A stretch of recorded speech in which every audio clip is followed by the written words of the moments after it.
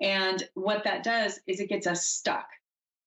And then if we're only worried about that future and we're not connecting in the present moment to what the real future is and why it is that way, or our influence and how we can change that, we're not feeling empowered. We're feeling worried and anxious about the future and doing, all this worrying, that's spending time just worrying when we could be spending that time doing other things like something we love, or spending time bonding to people who we love, or doing something creative or conducive to the highest and greater good.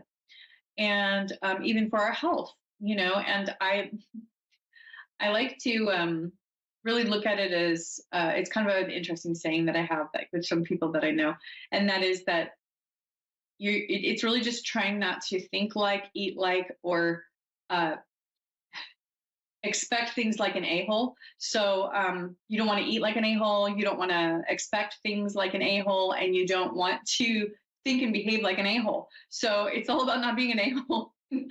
And I think the point when I'm saying that is that, all of those things is our reality. It creates our reality. So what we think and how we behave, are we considering other people's feelings? Are we putting ourselves in their shoes? Are we really asking them if that's okay with them?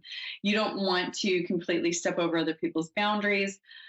Spiritually, that is what digs us a pretty deep grave pretty quickly. We lose our bonds and our bridges to people in our lives, and that is a quick way to downhill. Then the way we eat and the way that we take care of our bodies is very important.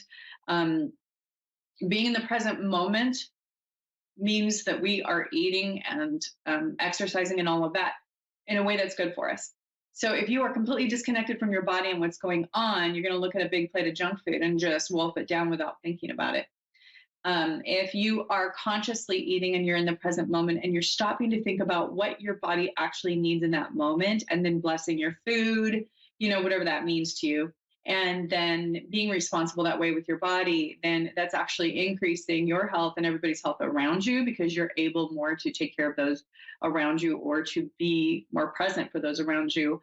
And constantly needing to be taken care of is not conducive to healthy relationships around us either. Of course, there's always the exception when there's a life lesson like an illness that we aren't responsible for. There are lessons to that too, but we do have a great deal of responsibility in our own personal health and how that affects those around us, and the creative, overall, wholesome, holistic consciousness of the planet.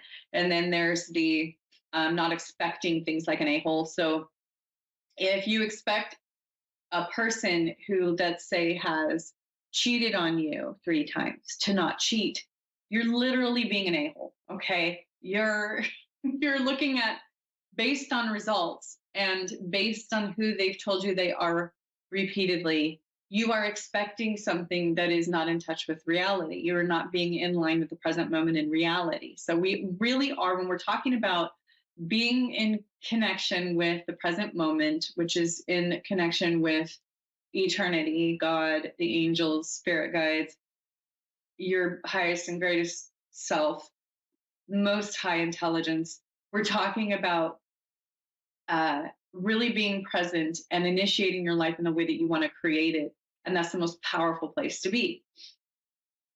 So when we're, expecting things from people that they will not deliver, we're out of touch with our bodies and our minds, and we're kind of off somewhere else and we're not paying attention, or we are not respecting others or their needs. Really, we are in a place of basically expecting something that's not real, or being out of reality. So if you think about somebody who's insane, they're out of touch with reality. That is another definition without a real diagnosis. Sometimes people will diagnose this as PTSD. Sometimes it can be diagnosed as anxiety. Sometimes it can be diagnosed as depression. But in reality, this is a very spiritual concept that needs to be initiated for anyone and everyone with any sort of mental background, trauma background, whatever, and they will benefit greatly from it. So the more that we're in touch with reality and what should and can be expected, the healthier that we will be. in general. So we're going to be a lot healthier. We're going to be a lot more in tune. And insanity is literally being out of touch with reality, what is and what is reasonable, having realistic expectations and connections to our present moment and our past and future, only using an escape or a road to the past or present if it's really needed for your highest and greater good, not doing it to waste time, ruminate, or to worry, and to really feel and think like a person of maturity, spiritual maturity. So, one thing that people tend to really get distracted with is materialism. So, when I'm talking about materialism, I think it's wonderful to expect materialism, especially if that is building basically what I call my queendom. Okay, so I build my own queendom. And yes, I think that is necessary for the basic part of life. But when there is an extreme focus on materialism, where it's excessive, it's draining, it is all about appearance, it is all about the value, about the actual dollar value of things, and having an influence over other people that way when they are vulnerable and things like that, or using status as a means of having power over somebody, or that's when it's also the same concept of living in the basically the past and the future, because the past is usually what influences somebody to become so drawn towards the materialism, and also future is basically your materialism will turn to dust, and anything material or of a lot of monetary value is going to fade, break, fade away. And what will we be left with on the other side in the spirit world? And I don't want to get too preachy here, it's just a reality that we lose that, and then what do we have left? Do you have connections to other people? Do you have a good connection with yourself? Do you feel love and peace and happiness when you are just being still and feeling peace through spirit? When you are around other people and your electromagnetic fields are connecting, are you increasing their well-being in your own, or are you actually committed to making that a negative experience in some way? I think we're all guilty of these things because we're all human, but I believe that the goal is to focus on getting past these really basic human tendencies, that if we were from another place, let's say we were from another planet and we were looking down on Earth, what would we look like to a higher intelligence? We would look pretty unintelligent and kind of pathetic in some ways with how things go sometimes. But on the other hand, the human race is really, really wonderful in a lot of ways too. And that's what I think is important to focus on and to learn and grow on, and to just ignore the rest and let somebody else do their thing, put a boundary on them. I think it's very important to put a boundary on them. So when I'm talking about not expecting like an a-hole, know what people are capable of. If they have shown you who they are, that they are not quite at the same intellect or spiritual level that you are, it's time to stop expecting things that are impossible for a person. We're not going to expect somebody who just broke their ankle to run a mile. Come on, it's same with behaviors. We have to understand and internalize that behaviors in people are patterns that are built over many years, and they are hardwired into their brains. The chances of them changing, especially in a short time, are slim to none.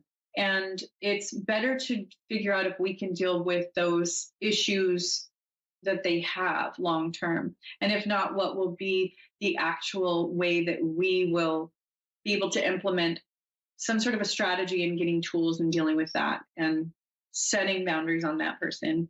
The boundaries are very, very important. We came from a nice generation of these boomers who have kind of set the stage to teach the next generation, my generation, that it's good to set boundaries. They figured this out. They went through a lot, and their parents went through a lot, and they set the stage and the tone to set boundaries and to really internalize their own personal power and to utilize that in daily life in a good way. That's going to work for everybody. Less less unintelligent ways of doing things. So, really increasing that intelligence level, really increasing our emotional intelligence and how we relate to each other, and really understanding not just our carbon footprint on the earth, but our legacies on the earth. How does that form the earth? Is the earth a living thing? I believe so. I believe it's a living entity with its own spirit.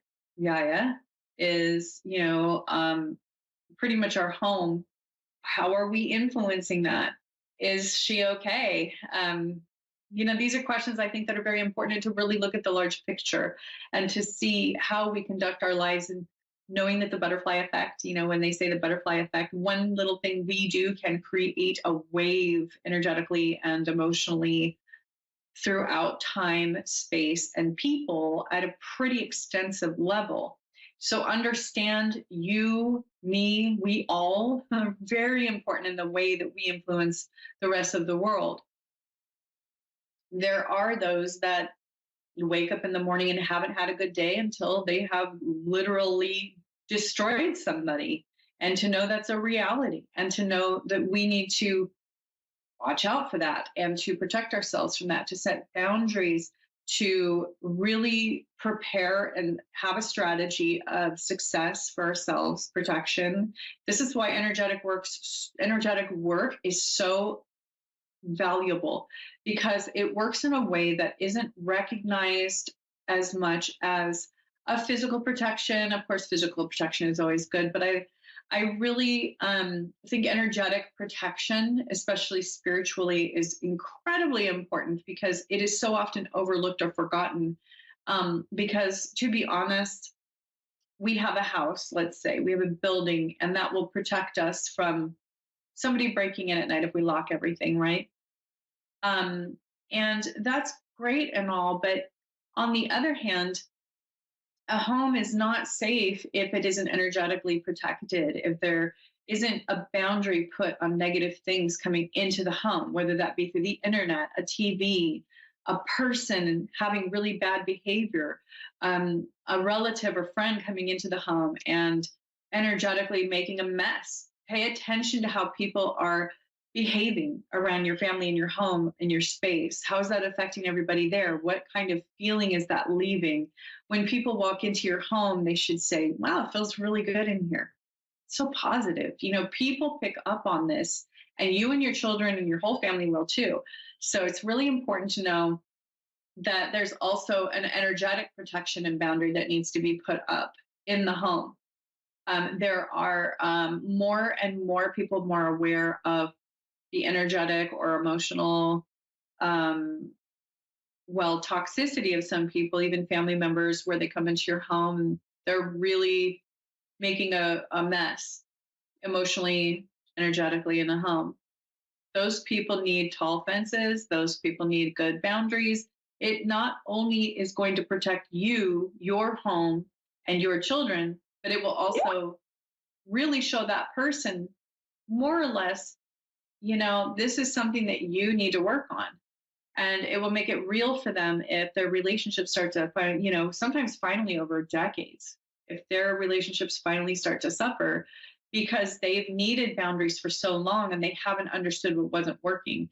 And this is actually an opportunity for them to look at their behavior, look at their patterns, and to do their own healing and healing in their own families. So, a lot of good can come from boundaries. And I think the people who are most against boundaries are the ones who don't want any boundaries. They want to come in and control somebody else's life. And they're kind of just coming in and making a mess, or they really are making a huge mess. So it's good to make those boundaries emotionally. You don't just lock your doors at night. You have to lock your doors to the people who you've been letting in the front door for years, who have been making a mess. If you're in a relationship and they are making a mess out of your home, that is something else that needs to be dealt with. So I'm right at the end of my teaching show today, but you can always get a hold of me. And if you'd like to work with me, I do life coaching. I teach intuition, all of the extrasensory abilities that human beings have. I do life coaching. I've been trained to do that. And I have a lot of experience in it. And I also can just do psychic readings, medium readings. So whatever you need, I'm here for you. I also do Reiki And I was actually trained in Stanford University to do that in their healing center. It's not well known, but it's there, and they use Reiki all the time on their patients there. So give me a holler at AnnaOlsonIntuitive.com. If you want to go to my website, the other place you can go to is Instagram at Tiny Medium Queendom, @Tiny Medium Queendom, or you can go to TikTok at Anna O Intuitive, @Anna O Intuitive, and you can get a lot of free things there where I teach a lot about what I do. And I will see you next week. Thanks so much.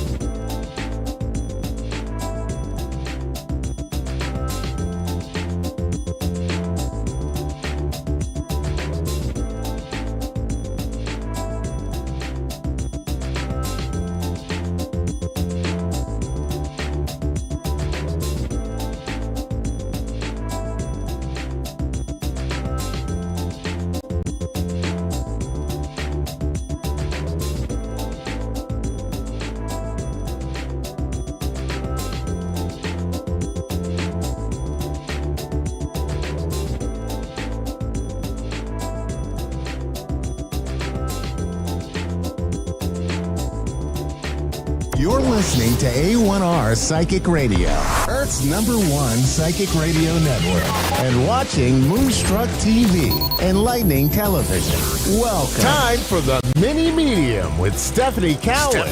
Live from TarotWithSteph.net. Connect direct. In North America, dial 888-454-2751. In London, 20-3519-2158. In Sydney, dial 02-8488-3147. Or online, contact us through our Facebook page, facebook.com/psychic radio. Or one of our websites, askoneradio.com or moonstruck.tv. This is the Mini Media on A1R, the Ask One Radio Network.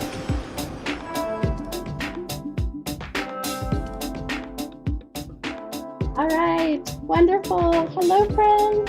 Happy Wednesday, happy hump day, and also happy, I saw this today, I'd love to go and look and see. So today is also happy National Holistic Healing Day.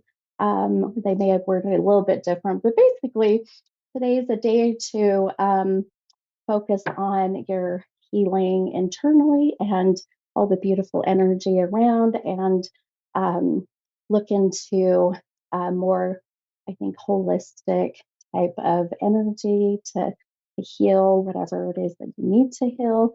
So it's a great day. It's a beautiful day. Also, I am your mini medium on the A1R Psychic Radio and Moonstruck TV. I'm so happy to be on I had to miss last week, but we're all good.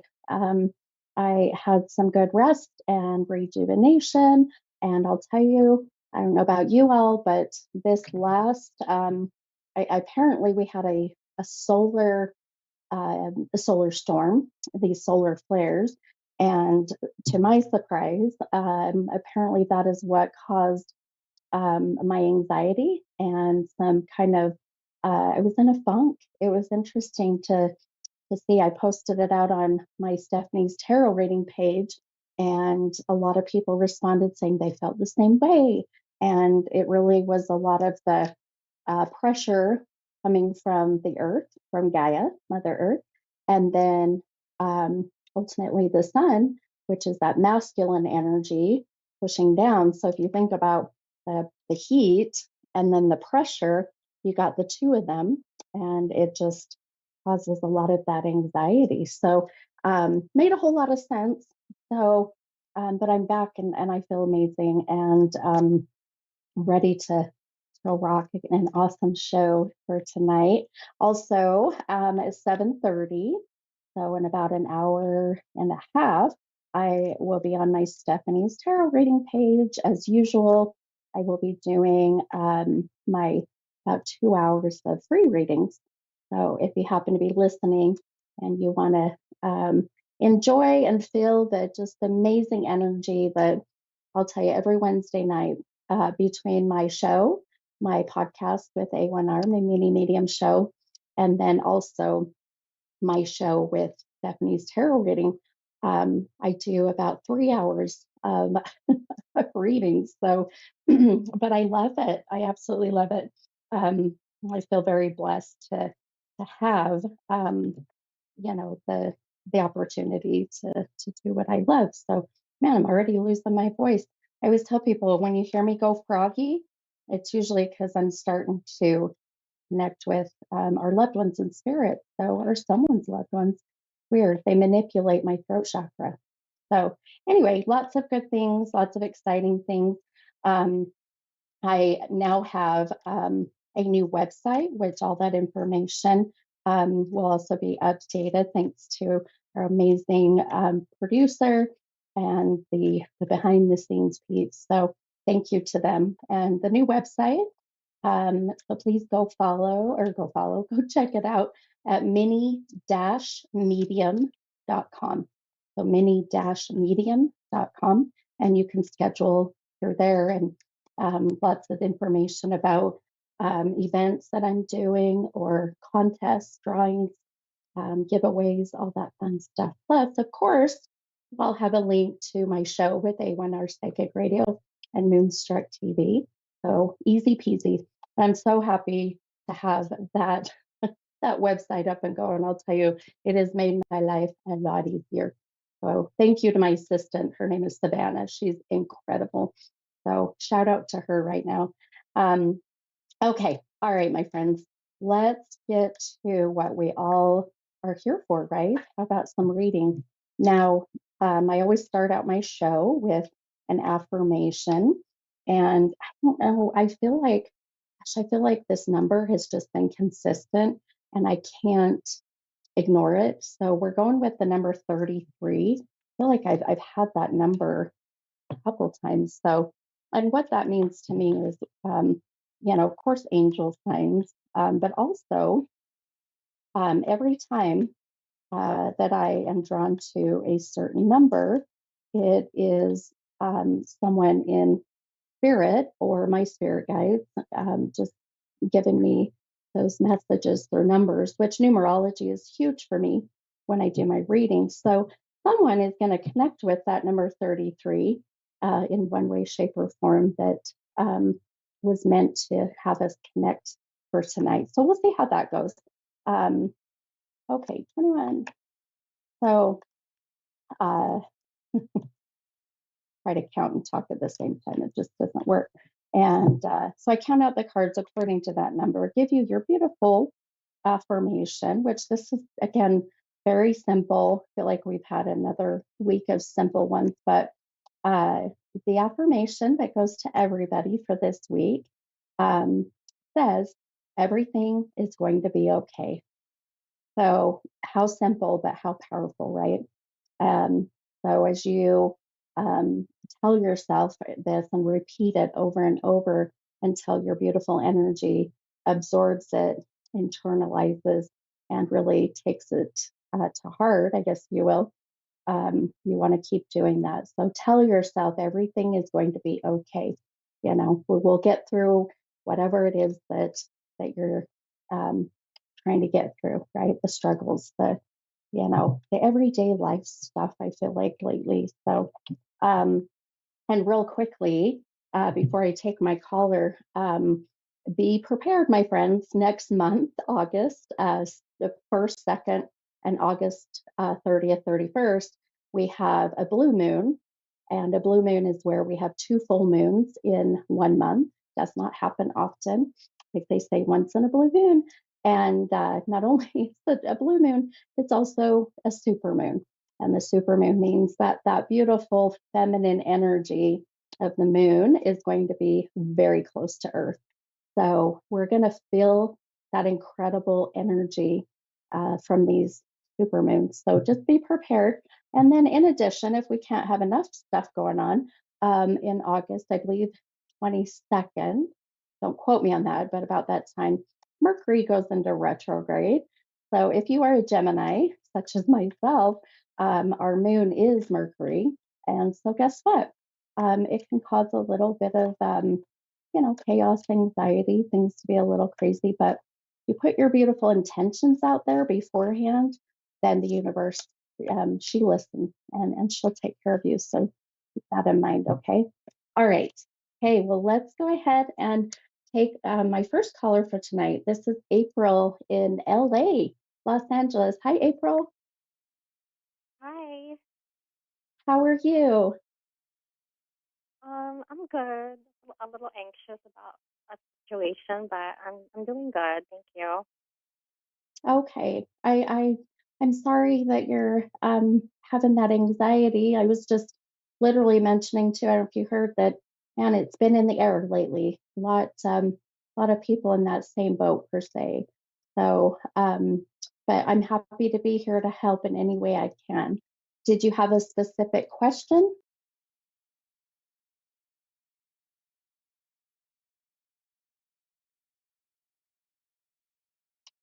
Did I lose you, April? Are you there?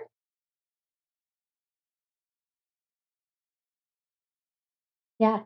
Okay, while we're waiting for April, let's talk about that. We'll continue about this crazy energy next month. So, I generally, as a Gemini, I do pretty well. I do feel like when we have Mercury in retrograde, um, I get very tired. I don't feel as motivated, and so they do say that when you when Mercury goes in retrograde, not to sign certain like big contracts or any contracts for that matter. Also, don't make big decisions during this time. There's so many. Also relationships. Don't make any sudden moves or kind of impulse decisions. Right? Don't act or react on your emotions. So it's a good thing to keep in mind because I feel like that sometimes some things can be avoided and some cannot. So if we can avoid it, then I love with my gifts that I have been blessed with the ability to kind of see what's coming. Then I can guide you and give you, that heads up and help you to be prepared for whatever is to come. So doing this as long as I have, 27 years, which I feel like every time I say that, it just blows me away. But I wish I could I wish I could go backwards. It ages me every time. Like, oh my gosh, I'm almost 50. It's incredible. But we got April back. Sorry, April, we lost you for a moment. Yeah, I'm glad you guys called back. I think the call dropped or something. Oh shoot. Well, there must be. See, we were just talking about the crazy energy out there. So there's a sign for sure. What can I help you with tonight, hon? So I want to get clarity on his intentions and like this guy, what he's planning with me and him. Because I keep getting like kind of mixed signals, to be honest. Okay. And this is a significant other? Um, I guess. Well, we've been talking for about 6 months now, but he hasn't set a date. So we haven't like met in person, but we do like, we text a lot, we FaceTime a few times, but I don't know if he's ever gonna meet me in person. I guess that's what I'm wondering. Gotcha. Okay. Gotcha. Okay, hon. I'm gonna while you've been talking, I've been just kind of pulling a couple cards here just because I want to see if I'd love to get a little bit of guidance from the cards. So um now a couple things that I felt just a little bit of hesitation or maybe not hesitation, but maybe a little bit of uh, I would say on your part, maybe hesitation, because I felt a sense of weight. Just hang on it.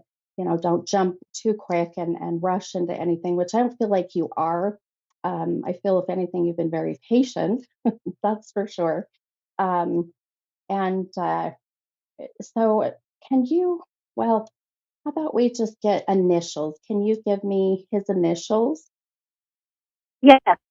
His initial is S like Sam, R like Romeo, so SR. Okay, perfect. Okay, all right. So, I okay. One thing that I feel that I'm seeing, uh, eh, I've 100% the hesitation I feel as I'm starting to get more visions, if you will, but is I just want you to be very, um, not that I want you to keep your walls up because I feel like that it's taken a long time to bring some of those walls down to where you can trust again. I do feel like trust has been a difficult one for you. Does that make sense? Yeah, it has. Yeah. And I want you to kind of keep those walls up, maybe not as high, per se, but just because I feel that, as I'm connecting with him, uh, there is a feeling of just not being completely transparent, not being very forthcoming when it comes to certain aspects, in his life. And I feel like that is where the hesitancy or the delaying of meeting you, I know you FaceTimed with him, which is good. Because at least you're not being catfished, in that way. Right. Um, that's a good sign. Um, now, I get numbers a lot of the times, and as I'm connecting just with you and him, I keep seeing the number 9. So 9 is September, the ninth of a month. Um, uh, it can be that I don't remember if you said you guys have been talking for about 6 months, I think you said. Is that right? Yeah. Okay. Do you connect with that number 9? And I'll tell you why I'm asking here in a moment.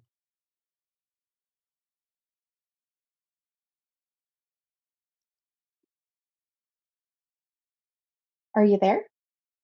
Yes. Yeah. Okay. I don't know if you said anything, and I didn't hear you. Do you connect with the number 9 with him or with you? Um. Well, that's his birthday, like the ninth. Okay. That's the only Hey, thing I could think perfect. of. Yeah. No. Oh my gosh, no, that's exactly what it is. And there's no way I would know that, right? There's no way I would know. I mean, I have a pretty narrow chance of getting if it's a month, but the date. Um, so if anything, it's just validating my connection with him being the ninth. And so, Yeah. His and I do birthday get, just passed. It was July 9th. okay, all right.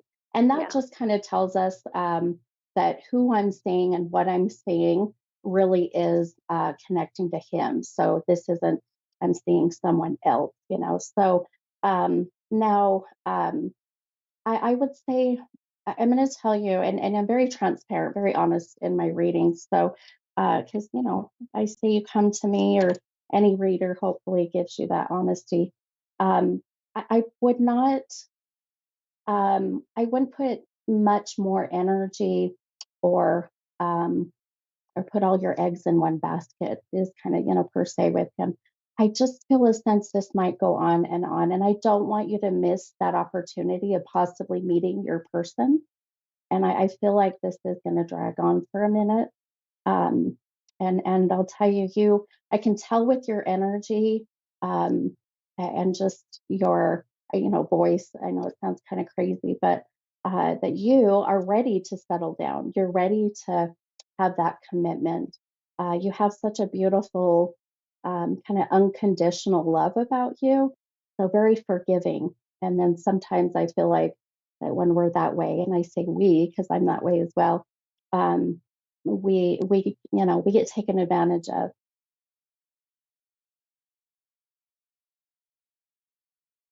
And so yeah,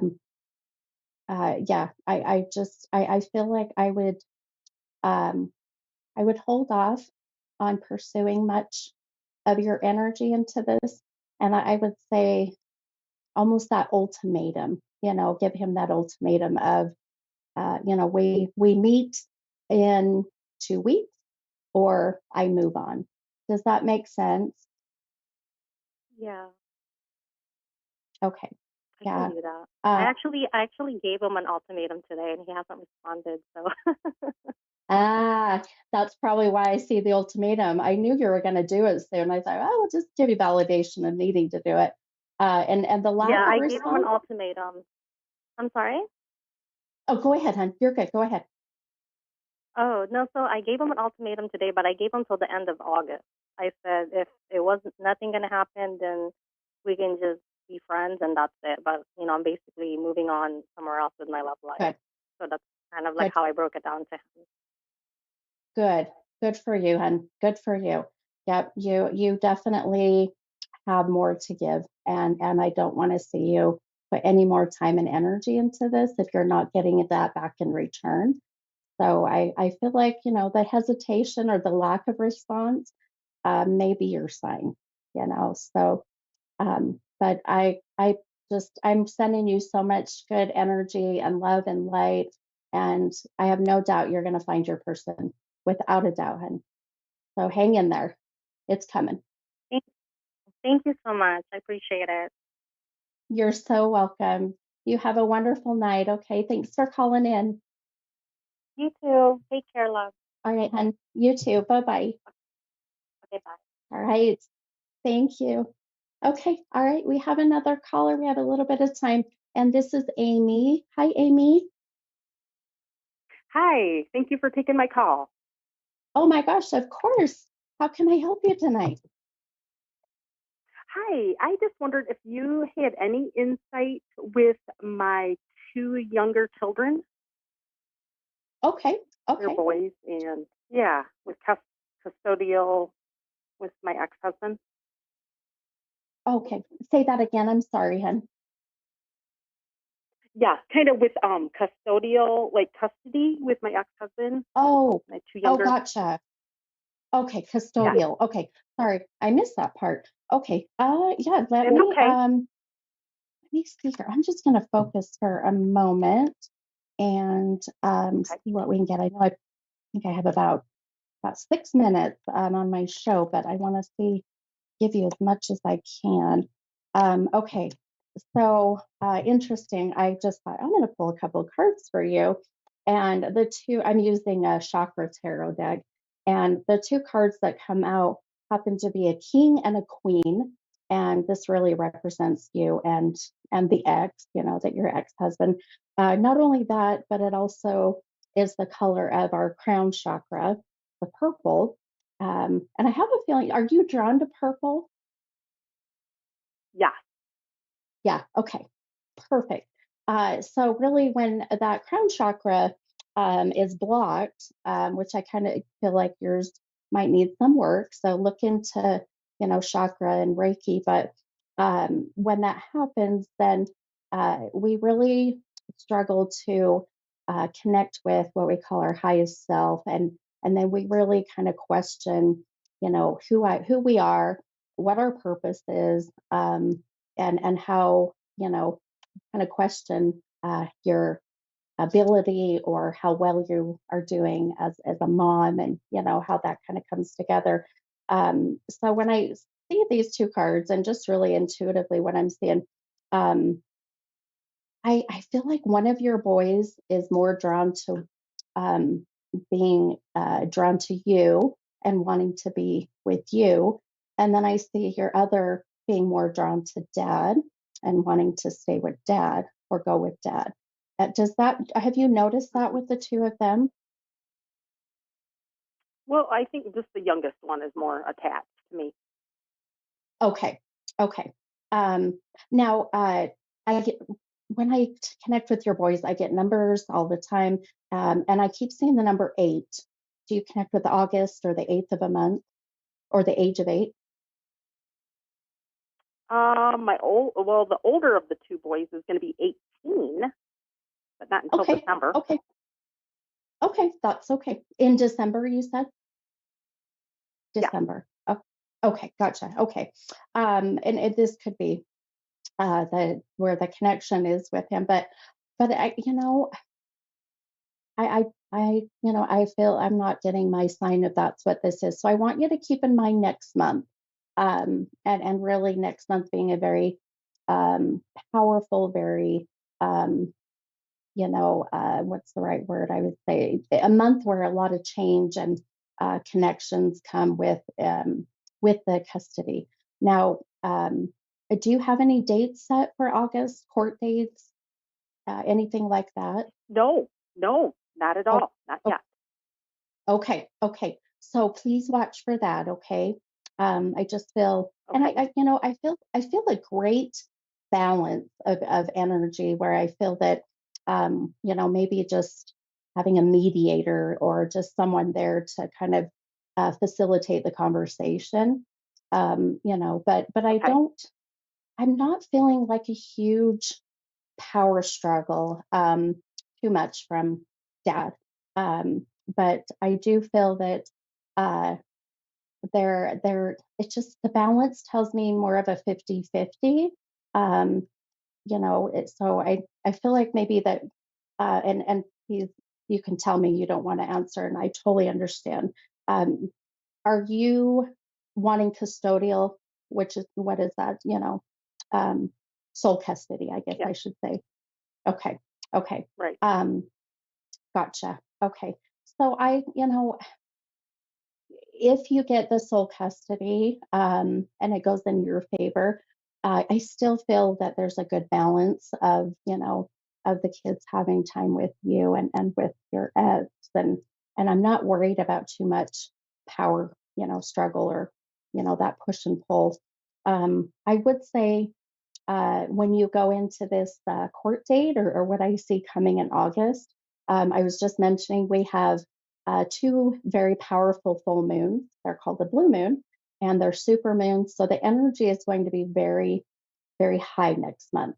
So be sure that when you Okay. go into any meetings when it comes to custody or anything for the boys, that you take deep breaths, open that beautiful crown chakra, get yourself connected to your Okay. highest divine, and keep yourself grounded, Yeah. just so that there isn't any kind of imbalance, in that. So, um, Okay. but I feel, with what I'm seeing, um, I'm not worried. I have a good feeling about all of it.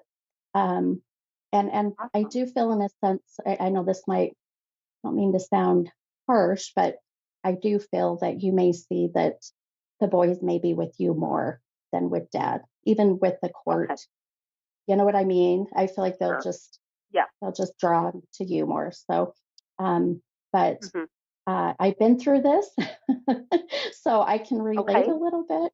But Yeah. I'll tell you, Yeah. I trust my visions, and I think Amy, you're going to be just fine, my Okay. friend. Okay. All Awesome. right. Well, thank you so much for calling in. It was a pleasure to just have a quick reading with you, but I hope that helped a Thank little you. bit. I love watching you and listening to you. Oh, good. Oh, thank you for following me. Yeah, and if you're not busy tonight in about an hour, I'll be on my Facebook page doing free readings. So feel free to hop on there. Okay, And it's awesome. Stephanie's Tarot Readings. Okay, thank you so much. Okay. You have a good evening. Oh, you're welcome, Amy. You too, my friend. Have a good night. Okay, bye-bye. Bye-bye, hun. All right. Wonderful. What a fun night. I love when nights just are so smooth and readings are beautiful. And how about that number 9?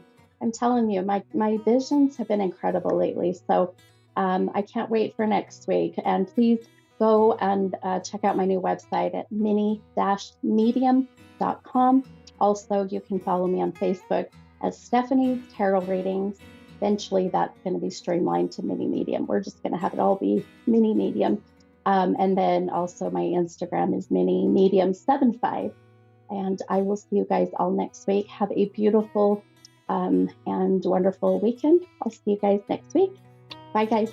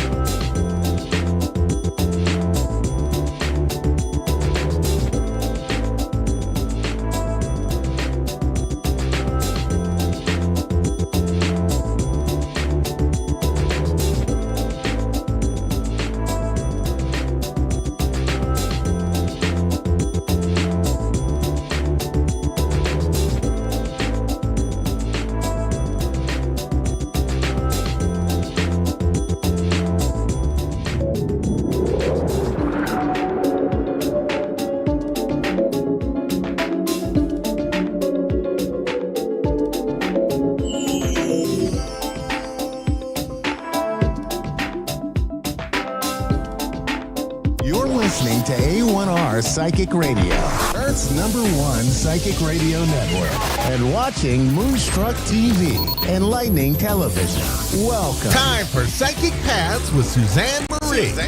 Live from PsychicPaths.com. Connect direct. In North America, dial 888-454-2751. In London, 20-3519-2158. In Sydney, dial 02-8488-3147. Or online, contact us through our Facebook page, facebook.com/Psychic Radio. Or one of our websites. AskOneRadio.com or Moonstruck.tv. This is Psychic Paths On A1R, the Ask One Radio Network.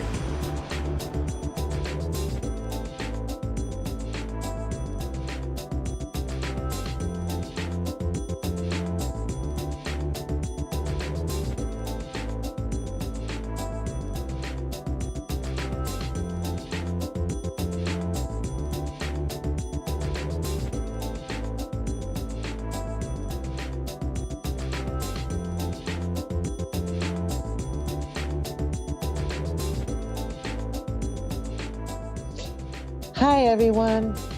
I am Suzanne Marie, and welcome to A1R Psychic Radio. I am a part of Psychic Cast right there, and I am a clairvoyant and a light trance medium. And I'm so glad that you joined me for this moment, these moments that I have. And I appreciate the callers and I appreciate the listeners. Thank you so much for your support. I appreciate it deeply. And this is my joy.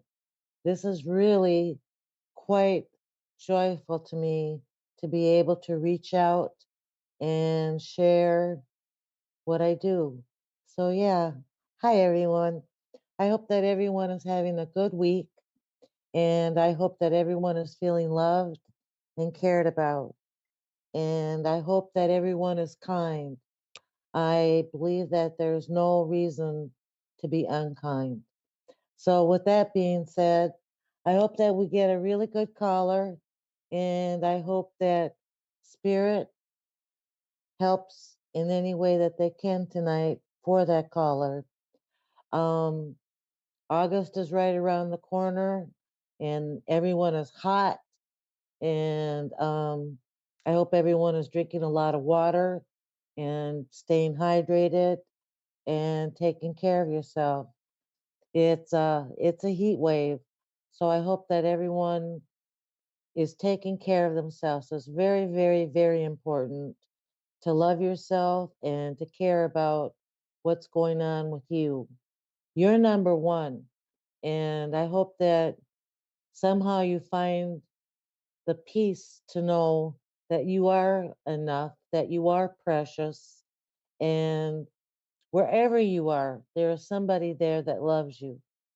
So, with that being said, I hope I get a really good caller and let's see how what this goes on. Also, there's a full moon in August and it's going to be a doozy too. But that's just for letting go of the things that don't benefit us anymore. So keep that in mind around August 1st. Um, With that being said, I am available for private readings on my website, and my website is found above when this replays, and it's www.psychic-pass.com. And I would be happy to book an appointment with you. Check out that website.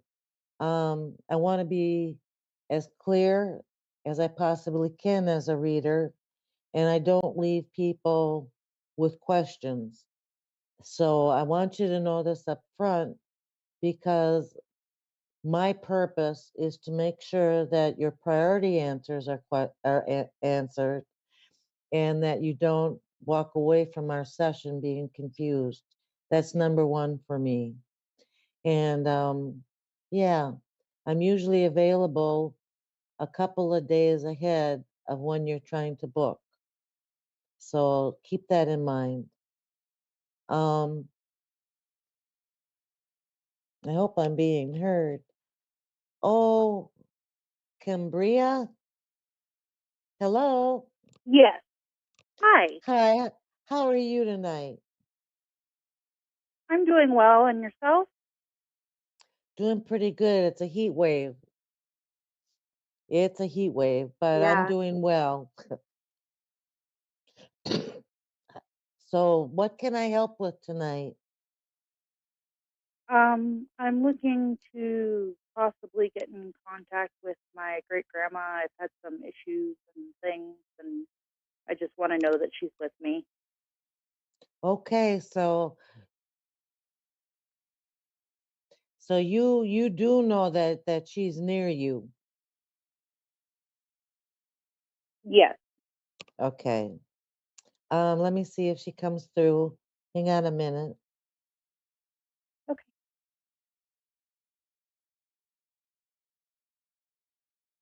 So I do see an older woman come through. Um, it feels like she has a lot of physical issues. Um,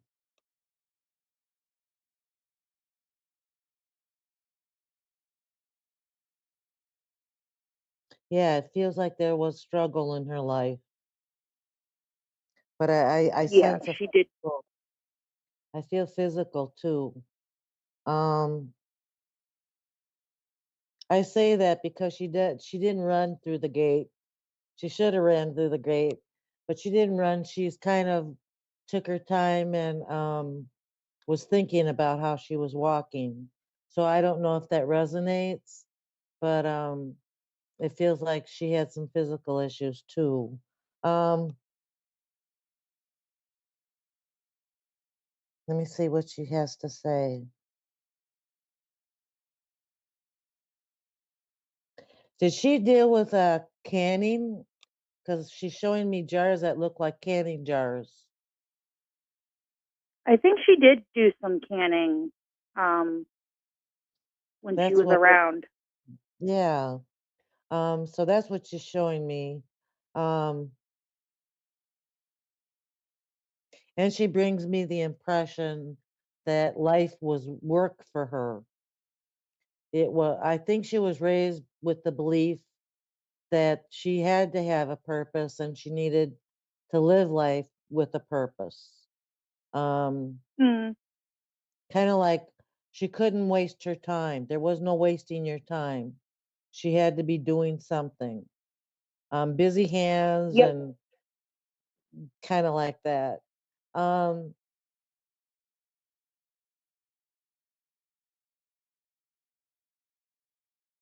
she does watch over you. Um,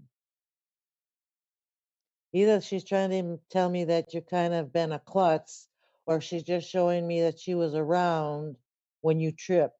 Did you trip and fall?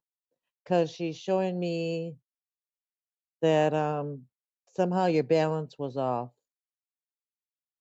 But she's telling me that she Yes, was I there. did. Okay. I did fall, and I actually um,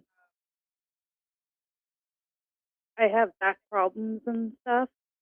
Oh, So I'm I so did fall, sorry. and now I'm I walk with a walker as needed. Okay. Um, So that does definitely make sense. she was there with you and she watches over you.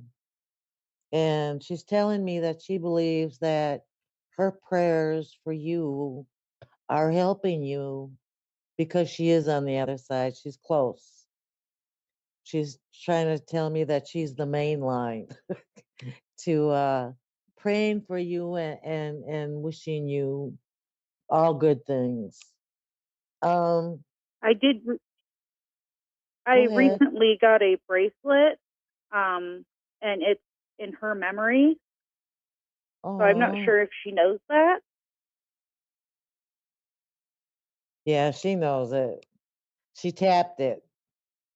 Did you feel her Yeah. tap it? She tapped it. I I felt it get tight around my wrist for a second. Yeah. She tapped it. Um, so she gets really close to me and she says, "What issues does she have with me?" She's asking, "What would you like to have clear with her?" She feels Um. like she just loves you to death. Oh yes, and I love her very, very much. Um. I don't have any issues with her. Okay. I have had issues with a person on that side of the family. It's actually her daughter, so my grandmother, not um, her name is Nancy. She gave a complete stranger my home address. Oh, okay. So some of that is memory too. I think that your grandmother is dealing with some kind of memory issues and she's losing some kind of common sense. I don't think she did that um, to be mean or thoughtless, but I do believe that she's dealing with losing some of her common sense, if that makes sense. Um, Yeah, that's kind of an issue because my dad, who had several aneurysms, lives with her and she takes care of him, so that's not good. I think she needs help. She may need to be tested and looked for um, what things she needs to work on in order for her to live a life. Because I feel like it's going slowly. Um, she's not at all like your great grandmother. It doesn't feel like they're of the same cloth. Um, I think your grandmother has more anger issues. There's anger. Um, Hmm. I know my great grandma presents herself as like a motherly figure because that's what she was in my life when I was younger. she's telling me she had a temper too, but she didn't spill it out.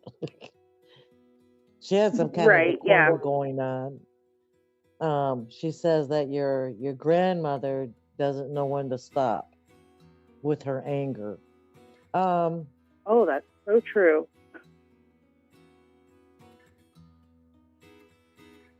she says don't worry about it, and what she's telling me because she knows the tea. Um, very very soon your grandmother will get the help she needs. I mean, right around the corner, like maybe next week. So know that, and she will have the care she needs. But your great grandmother is saying she didn't do it out of malice, and she's not acting out in malice. Um, I think she's just angry right now. So I hope that Mhm. somehow that helps. I know this is Yes, it helps very much. Thank you so much for letting me share. Thank you. Have a good evening. Bye bye. You too.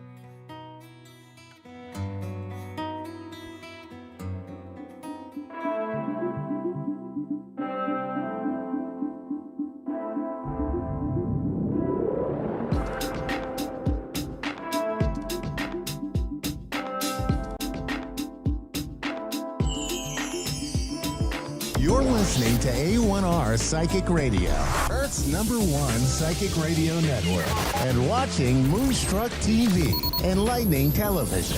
Welcome. Time for astrology and psychic readings with Lady D. Lady D. Live from LadyDSPsychicParties.com. Connect direct. In North America, dial 888-454-2751.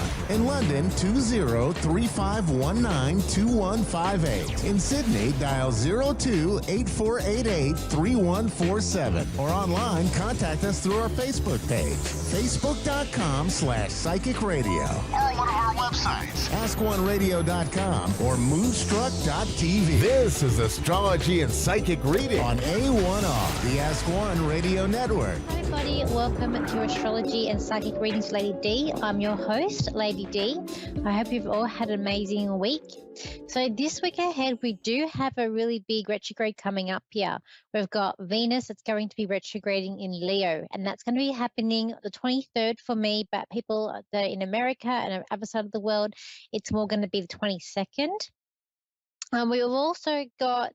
We've still got some elements going to like nodes, sort of like life lessons here and like destiny points. We've also got an aspect with Neptune that's also going to be with Venus here, and we've also got coming up a square with Mercury. So this could be unexpected news that's coming up here, or we might have unexpected thoughts here too. That also is coming up. We're going to have some, or could be a confusion with technology or with things or communication, like miscommunication can also coming up, or whatever it will be unexpected. And so we do have that coming up as well. We've also got things with this retrograde that's coming up. It is going to be quite big, and I feel like this is going to affect our financial things, also relationships. We are dealing with Leo, so it also can be doing things that we have like fun. Anything that we see as fun or social things, like plans may not go wrong. And that may interfere with like interactions as well in relationships. You're also going to find people coming back from the past, coming back too. and it's going to be one of those extreme things that I do feel like that's going to come up with this retrograde, and but definitely feel like people from the past will come back. This can be a good thing, and it depends on you and what you do with this when they come back. If it's starting again with a relationship, or it could be like a friend, but usually we're dealing with love. With Venus, we are dealing with love, and um, and so what else have we got coming up here? So we've also got that it may be like we're looking at what we want as well, because when we are dealing with Leo, we are dealing with like an ego, we are dealing with people wanting things that are bigger. So we may even have looking at some sort of like financial, the money systems collapsing. I don't feel like it's going to be, look, we'll recover. I don't think more, because we've got Jupiter in Taurus, and that's going to help the money situations. But with this, things may not go according to plan. So we may have some financial fall-ups here, or something about starting again. You might have to look at starting again at something with financial. Or if you're putting a house up for market, you might find it's not going to sell as quickly, or it's not going to, you might not even sell during this time, or you might not get what you expected to perhaps as well, or might not just go smoothing. But it could be like feeling a lot of pressure on at this point, or wanting more. As I said, like issues with love, but I also feel like with relationships with people, I can be a bit jealous, or have like an ego problem. These are relationships that I feel like are gonna have the issues that's coming up here. Like I said about fun, it also can bring up a bit of nervous energy this week that I feel like that's going to come up here, and wanting things that you can't have. When we're looking at Leos tend to like things like bigger, better, and these things like wanting these big things to happen that may not, but they're not eventuate for you here. I said relationships maybe they'll see a lot of breakups during this time as well, the ones that are not going very strong, and people will have to focus on we might more focus on what they need than what they want. But people will be the other way around. People will want to focus on things that they don't necessarily need, but more about what they're wanting during this time, I feel. There could be also some big things coming up in our lives this week too, with these certain aspects that are coming up here with the planets too. And it could be like having like thoughts and ideas, could be like quite crazy, quite bold thoughts, and things that are also coming up too that you might find this week as well. Also wanting attention, people wanting attention can also definitely be coming up this week too. And we've also got daydreaming, like people being daydreaming, or people being called out doing the wrong thing may also come out. People not wanting to hear negativity things, or maybe people not wanting to hear like things that are realistic. People wanting to hear like just listen to them, and they don't want to hear what's the truth is, or what certain things they may not want to hear, or wanting better. And there would be an element here of wanting to de-stress too. Let's go to the callers. So we do have here Nina. She's in Port Charlotte in Florida. So hi, Nina. How are you? I'm great. Thank you. How are you? I'm good. How can I help you today? Okay. I have a few questions. I was in a 5.5-year relationship, and we broke up. And I just recently started dating someone else. And I have a whole lot of concerns and worries, financially and family-wise. And I just want to know what you see. Mm-hmm. I just feel like everything's taking a toll on you. It's just everything's coming at you all at once. Like life is getting a bit crazy for you. Okay. Correct. Okay. All right. Let's have a look here. With the relationship, I want to say the past is done, but he's going to keep hanging around. I feel like even though you've moved on, or you're looking to move on, I still see this person hanging around. So I do feel like you might hear from him, especially with this retrograde that's coming up next week. I sort of just see him sort of there, looking at the ground, sort of waiting. But I feel like that the relationship is, I keep on hearing that it's done, though. So I feel like maybe on your end, is it over? Well, do you think that's over, or? look, as I said, I see him still there around you, but I keep on hearing that it's done. But I know with this retrograde that's going to come up, he's probably going to be contacting you, or you're going to be contacting each other. Like I feel like, or he may even surprise you. But I feel like this relationship, it's not working, and I feel like when you keep trying, I keep on, unfortunately this card keeps on sending out to me, which is like walking away. So I do feel like that you're probably going to get lured back in with him, and you're waiting for things to happen, but I feel like there needs to be a quick change though, and I feel like with this decision of walking away, it's like I don't think I can go back. I don't know. I just feel like it's not done completely, but I feel like I don't know if it's going to actually pull through. So I feel like that even though at the moment, even though when he has left, it's not all bad news, because I do feel like with this card, I always see the flower that's in blossom. So even though the card looks very gloomy and sad, there's a little flower hits in blossom. So to me, it's not all bad. You do need your heart to heal. Did the ending happen really fast? Was this a fast breakup? Yes, it happened very fast. Yeah, this card is sending out to me as well. Okay, so okay.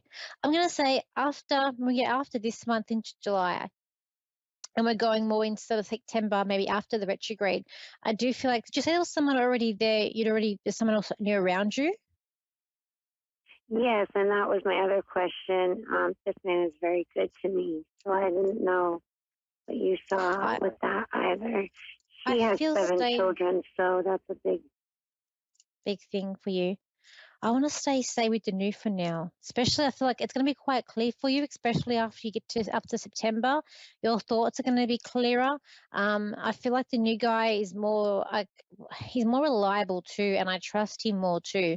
I feel like with the past, there's a lot that's been said and been done that can't be undone or unsaid.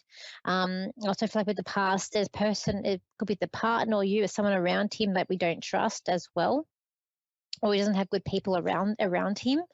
You just need to be free. But I feel right now for you, the new is a better option for you. I do feel like the man, he does love his children, and I do feel like you will be important to him, but his children will also be more of a priority for him if they need him, which is not always a bad thing. And I feel like he's genuine, but also realistic. Like he lives in the now. Like there's no delusion with him. I feel like he's very up honest and upfront. So I feel like this person's sort of like the cards are out on the table with him. So he's very like, this is my situation, this is where I'm at. And I kind of feel like I need to stay with him as well. More with the old one, I don't feel that one's going to work out with the old person. I feel you're better off with the new person. With your financial situation, I just feel like it's a bit of a sticky situation. I can see you being stuck or being sticky with that.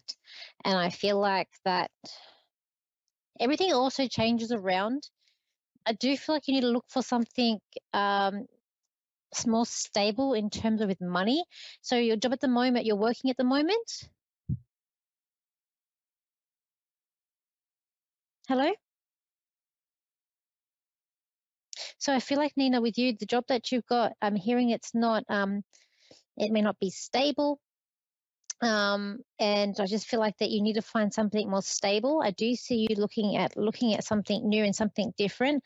I also feel like that you also need to do a lot of networking too, that needs to come up with this.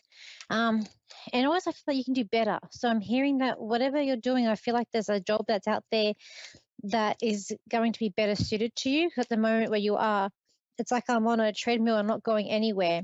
So I do feel like that you need to look for something that is going to be a lot better for you and also for your skill set. 'Cause I feel like you're being wasted where you are.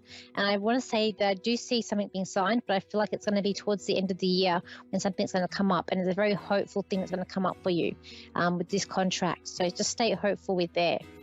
So this has been a really interesting show, guys. Retrogrades haven't started yet, and it's already going to be interesting. So we'll have some interesting weeks ahead coming up with this retrogrades and other planets aspects that are going to go on. If you want to contact me, you can. My website is Lady D Psychic Parties, the same as my Facebook page, Lady D Psychic Parties. My Instagram and TikTok is Lady D Psychic, and my YouTube channel is Lady D or Danielle Psychic if you can't find it underneath that. Thank you for tuning in, and I'll see you same place, same time next week. So bye for now.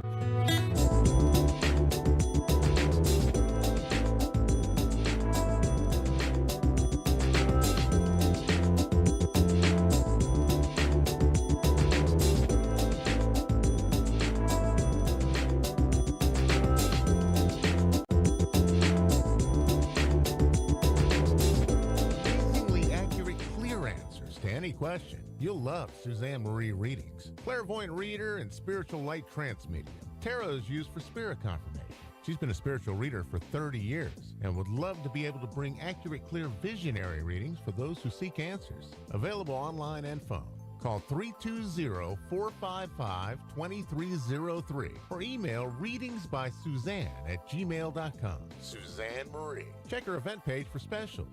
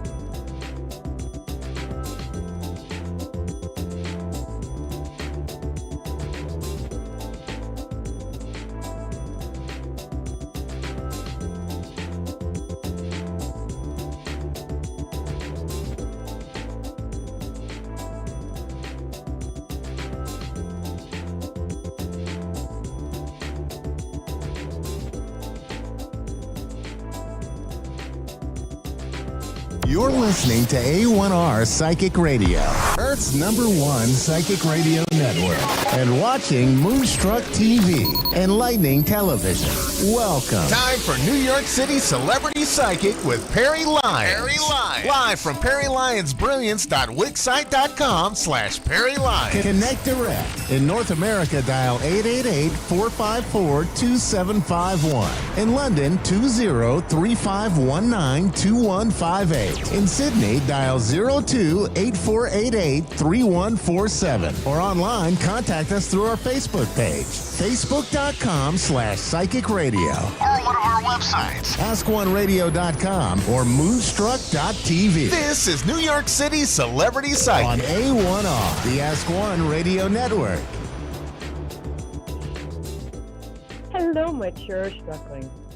So happy you're here. I'm Perry Lyons. This is Perry Lyons, New York City Celebrity Psychic. Well, by this, I mean me, but this whole thing, you get it. The the AC just broke, so I'm schwitzing. I'm also going to. I usually use a blue spotlight and like a sort of trumpet to do this, but I'm going to take off my. I have a bathing suit on. I just got back from kayaking. I'm very happy to be here. I am here. Whew, there you go. How often do you get a psychic reading and a striptease in the same segment? I'm here to take your calls, and we have a evidential, at least 90% accuracy rate. So you can trust me. And I'm here to take your calls about your deepest, most cherished and vulnerable questions, because you can trust me. I trust you. So I'm sitting here waiting for your calls. And meanwhile, I'm going to do two things. I'm in my 100-degree apartment. I'm going to show you my hydrangea. Isn't that nice? And three things. I'm about to do the tarot psychic weather for the week. Before I do that, I'm going to tell you a little bit more in the history of psychicness. And this is about the Fox sisters, who are two little girls who were born in Valley Cottage, New York, but then their family moved to like the Erie Canal area when they were 8 and 9. And that was it was kind of, well, everything was deserted in the 1840s and 50s. So, but one night, one of the little girls started to hear, she would ask a question out loud and she would hear knocking as an answer. So she and her sister decided to ask more questions and ask it to knock once for yes, two for no. And they developed this relationship with what seems to be a poltergeist or some sort of spirit, or maybe they're just imagination in the walls. But they got so conversant with it that neighbors would come around to sort of listen to this phenomenon. The girls would say, you know, they called this thing Mr. Splitfoot. That's the name they gave to the thing that knocked on the walls in answer to the questions. Mr. Splitfoot is going to thunderstorm this weekend. One knock, no. Mr. Splitfoot, am I going to grow up to be rich and famous? Two knocks, yes. Which was a surprise. That'll come in a minute. And because there was no TV, no internet, and almost no entertainment, unless you count sort of embroidery, people would start showing up at their house and they'd start asking questions. And first little girl would answer, they're the Fox sisters. For some reason, because I'm so hot, despite all my research, the names have just gone straight out of my head. So Fox Sister 1 would be able to sort of tell the fortune of their neighbors and describe things that were true, but they shouldn't have known about. Now, whether this was supernatural or was just, you know, the gossip that happens in a small town in the 19th century, who knows? But soon their fame sort of spread far and wide, and they got a reputation for being incredibly accurate. And then they got sort of discovered, and they would do these lectures and be on the vaudeville circuit, and got much wider known than one would expect for two little girls from upstate New York in the 1850s. And these two little girls, the Fox sisters, became the accidental founders of an international movement called spiritualism, which still exists today, but was, I can't even tell you how huge it was. It was bigger than the Kardashians. It was bigger than anything you can imagine. Spiritualism, starting in 1850s, was not only about them receiving sort of answers from Mr. Splitfoot, but they would also, oh, hi, Kathy in Norwalk, California. Give me 3 minutes. I'm going to finish the story and just do the psychic weather. Meanwhile, Kathy, what I'd like you to do is what I ask all my beloved, cherished ducklings to do while they're waiting for their reading, which is to breathe in deeply and then breathe out like this, like you're blowing out a birthday candle. That stimulates the vagus nerve, not the vagus nerve, which is entirely different.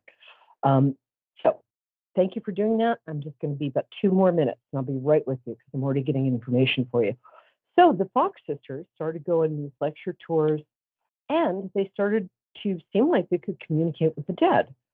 And as they got more and more popular, their popularity coincided with the Civil War, during which so many Americans were so bereaved. My family, too, we fought for the Union side. Yes.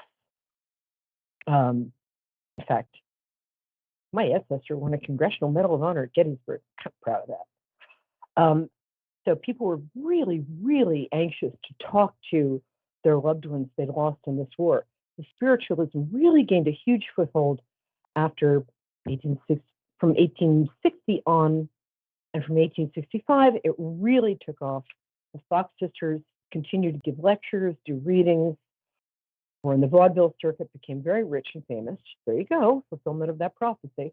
Arthur Conan Doyle, who invented Sherlock Holmes and wrote all the Sherlock Holmes stories, was a big believer, and spiritualism became this huge, huge thing. And today you can still find spiritualists who talk to those who passed. I talk to those who passed, but I'm not a spiritualist per se. It's just dead people showed up and I had to be polite. But it's a fascinating movement. It's a fascinating story. I'm not really doing it justice, but I want to sort of get on to the next thing. But one thing I just found out is the house I grew up in, Valley Cottage, New York, was where the Fox sisters were born, and that was one haunted house. Who knows if it was them or not? But I just found that out, and it's kind of like, I guess destiny is a thing. Okay, speaking of destiny being a thing, I'm going to draw 3 cards. And Kathy, stay with me because I really have gotten a lot of stuff already for you. And all of you, stay with me and feel free to call in. So right now I'm going to do the Psychic Tarot weather for the week. We're starting today, going to the next Wednesday. So the first card I pull, I'm going to pull 3 cards, beginning of the week, starting today. Second card, middle of the week. And third card, end of the week. You get the drift. And I never pulled these beforehand, so I'm going to pull them right now. I'm just going to go into my magic bag of 1 million cards. Hold on. Please talk quietly amongst yourselves. Okay, here we go. All right. Ooh, interesting. Well, looks like a lot of you are traveling. The beginning of the week. This card is usually, here's the thing. I've been doing this for a really long time, much longer than you think. And for me, this card usually means a short trip, often to New York, California, Florida, England, or France. I don't know why it works out that way for me in personal readings. But in general, for me, this card indicates a short trip, like a little vacation trip, maybe a weekend. Many people give it a much deeper meaning. The woman is being rowed by like a guardian angel who's in the back. You can see him there. She's surrounded by swords, so she's sad. Honestly, for me, it always means who knows, maybe I'm just shallow, but I don't think so. But this card means a short trip, and usually a fun one. So there you go. Interesting. Okay, this is a fascinating card. The beginning, this is for the middle of the week. When you look at this card, it's somebody in a dark cloak. He's looking at 3 spilled golden cups, and he's looking pretty bummed about it. Damn, my 3 golden cups spilled. However, if he turns around, he will see he has 2 upright filled golden cups. What this card does is to sort of caution you against the thing we all fall into, which is like looking at what's not working instead of turning around and looking at the full golden cup, which is what is working. So if there's a situation in your life that's kind of bumming you out and you feel like, put me in that, just turn around and look at what's working, because there's nothing better than gratitude and appreciation and noticing what you already have, including the ability to walk, the ability to see, the ability to breathe, all of those good things. And often there's, even in difficult situations, there's always something working. Ooh, interesting. Okay. And the third card. Third card, the 8 of Wands. The wands are flowering wands, so that means stuff is happening. This card often means that you have a lot of irons in the fire, or a lot of stuff feels up in the air. Maybe you're submitting your work to 8 different publishers, or maybe you're applying for 8 different jobs, or maybe you have 8 different boyfriends. And if you do, tell me your secret, because that sounds tiring. But eventually, one of these, or 2 or 3 of these sort of arrow-like things is going to hit its mark. You're going to get what you want. Don't give up just because things seem like they're up in the air.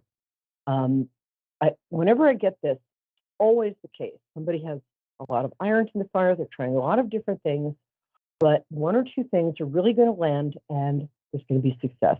So I love doing that. Kathy, so that's our psychic tarot weather, or tarot psychic weather, or just weather. Kathy, are you still there, my darling? I'm still here. Yes. Oh, bless you, my child. Oh, so nice to hear your voice. How are you? I'm good. How are you? I'm awesome. I'm all in shape from kayaking today. Yay! But so tell me your birthday. That's how I like to connect to people. And then tell me your question. So what's your birthday, my angel? Okay. I was wondering if there's any. Well, my mom asked the question if there's any spirits in my house. Well, first I like to connect to people by having them tell me their birthdays. So just tell me your birthday first, and then we'll dive into that. Okay, it's March 12th, 1983. Oh, cool. Oh, we're really close together. I'm March 18th. Rock on, Pisces women. And you're in the Scorpio part of Pisces, which is the most powerful. So I bet you're a badass. Your mom wants to know if there are spirits in the house. I don't know if spirits is the word I'm looking for. You've noticed some stuff like keys moving, things moving, lights flashing on and off. Is that correct? Yes, but the flashing of the lights. I'm sorry, say that again? Oh, flash, except for the flashing of the lights, that hasn't happened? Yeah, the lights like flash here and there. Yeah. Well, that's enough. Okay, so it feels to me like, here's what I suggest. A lot of people burn this herb sage to cleanse their house. I don't find sage powerful enough. So there are 2 things I do if there's a spirit. I think there are 2, I'll call them entities, spirits, whatever you want to call them, 2 in your house. They're benevolent. They don't wish you harm. They just want your attention. One of them feels like it's a relative. It might be your mother's grandmother. Is your mother's mother still here? I think she is. So I think this is the grandmother. No, she's not. Okay. In that case, I think it's your mother's mother, who is a very powerful person and had a lot of personality, a lot of character. So I think your mom can talk to the spirit in the house and say, "Hi, Mom. Thanks for being here. I'm glad you're here, and you're welcome to contribute. But if you could stop moving stuff around, that would be nice." The second spirit, I'm not getting a clear read on. What? Well, What, Kathy? Do you see us moving to a different area? If you tell it to, yeah, I can tell you. I can tell you what to do to ask it to very calmly leave. What you're going to do? It feels like 2 female spirits in the house. They're both fine. Mm-hmm. One of them is kind of active. One of them is kind of a repetitive spirit. I don't think your house is that old, right? Maybe. Mom, is our house real old? I think it was built in the 40s. I think it was built. I think it was built around the 60s. Okay, 40s, 60s. Yeah, it doesn't feel that old to me. So what you can do, 2 things, and I'm going to say this to everybody who feels that they might have an issue in this area. If you've noticed things moving, or if something seems like it's playfully turning the lights on and off, whatever. First thing I do is tell them that you're grateful they were here, but they would be happier if they went into the light. What I'd like you to do is picture like a sort of glowing tube of light in the middle of the room, and you can tell them that it's safe to go into the light, that they'll be incredibly happy. Sometimes the times I've gotten rid of spirits in the house, there's this one house where this woman said she wanted a reading, but as soon as I walked in, I'm like, oh my gosh. It was a colonial, bear with me, it's a good story. It was a house from colonial times in Sleepy Hollow. And I went down to the basement, and there were two spirits there that hadn't left. One of them, I asked her, was this basement a bar in colonial times? And she said, yes, it was a tavern. And I said, and there's a little girl here. Her name is Rebecca, and she's about 6, and she's dressed like a little colonial girl. And she said, oh, Becky, that was my imaginary friend. A lot of times children, when they have imaginary friends are actually spirits or ghosts. So with Becky, I said, why? I'm opening up the light for you. Do you want to open up the light for them? It's very easy. Just visualize it. And I said to Becky, I'd like you to go into the light to be able to see your mommy and your daddy and your dog. And she said, well, I'm scared because I'm scared mommy and daddy are mad at me because I broke a vase. And I said, trust me, they don't care. You're going to be really happy.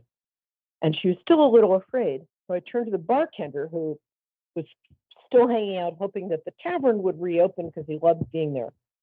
And the tavern wasn't going to reopen. So I said, would you mind taking Becky into the light for me? And so they both went into the light, and there was this, you could feel it. There was like this pop in the air. And the woman's cat went wow and ran up the steps. But so what you want to do is imagine a light and then tell both of them, ask both of them very politely to go into the light because they'll be much happier. And you'll be able to feel when they do that. You can tell them that anything they're worried about, if they're worried they can't go into the light because of something they did, tell them the light is filled with total forgiveness and everybody will be really happy to see them. That usually works. And you can thank them for being there, but tell them that you're fine. You don't need their help anymore. They can still communicate with you from the other side, but visualize the light like a tube of light, and you can order them to go into it. They almost always will, and you'll be able to feel like this sort of almost popping sensation. If for some reason you don't feel that popping sensation, I'm going to suggest that you get something called benzoin, Benzoin. It's a resin. You can find it in Amazon. You can burn it in a little charcoal burner. It works much better than sage. It gets rid of everything. I inherited a house that had some spirits in it. I went around with a benzoin burner and I did the light thing. I sleep like a baby now. So try those two things. Try the light thing first. Tell me how it works. That makes sense? You want me to spell benzoin again so you can write it down and order it? It's like $9. Are you still there? Yes. Oh, good. Okay. So you're going to visualize a tube of beautiful light going up to the heavens. You're going to ask them to go into it. Kind of going to order them to go into it. They're going to go into it. 99 times out of 100, they do. If they don't, try the benzoin, Benzoin. Just as a resin, you burn it in like a little charcoal incense burner. That gets rid of everything. End of. Any other questions, my love? Or are we done? That help? Think you can do that? I know you can do it. You're Pisces. Pisces women, we all have the gift. You have the gift. You can do this. How does your mom feel about that? Hi, Mom. Kathy, are you there? Okay. Well, I guess that worked. I guess that worked for Kathy. Thank you, Kathy. Thanks for calling. And we're going to get to our next caller. But first, I'm just going to say hi, Danielle. Oh, I love that name, Danielle. Hi. What a beautiful name. Hi. All right, Thank my you. love. I'm so happy to hear your voice. So first, I'm going to ask you to tell me when your birthday is, because that's how I like to connect to people. So when's your birthday? Okay, it's October 19th, Oh, great day. We love Libra. 1968. Yay. Oh, you're just a baby. Okay, my love. And it feels like to me, feels like you're a little scared to ask the question you really want to ask. But trust me, it's just between you and me. So what's the question you really want to ask?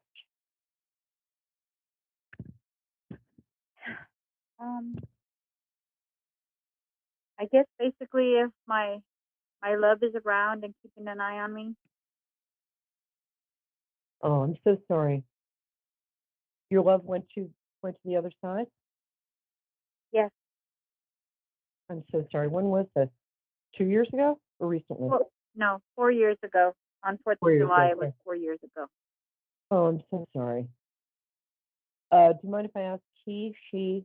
I'm getting a he. Is that correct? It's a he. Yeah. Oh, I like him. What's his first name? Shane?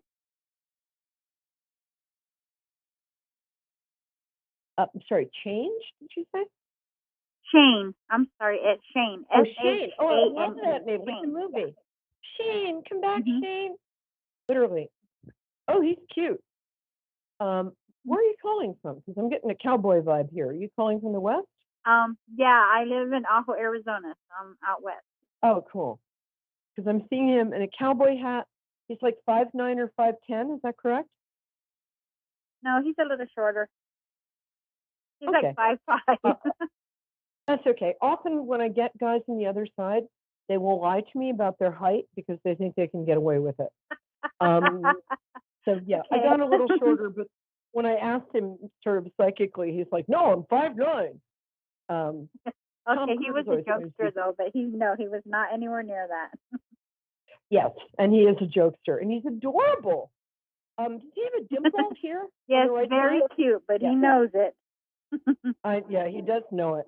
He still knows it. Yes, he does. Oh my gosh, you guys met in a really cute way, or something happened. The way you fell in love was really cute. There's some story behind that. We knew each other when we were little kids, and he moved away. Yeah, I got that. And then we reconnected. We saw each other again. We weren't together for very long before he passed, but we reconnected again as adults.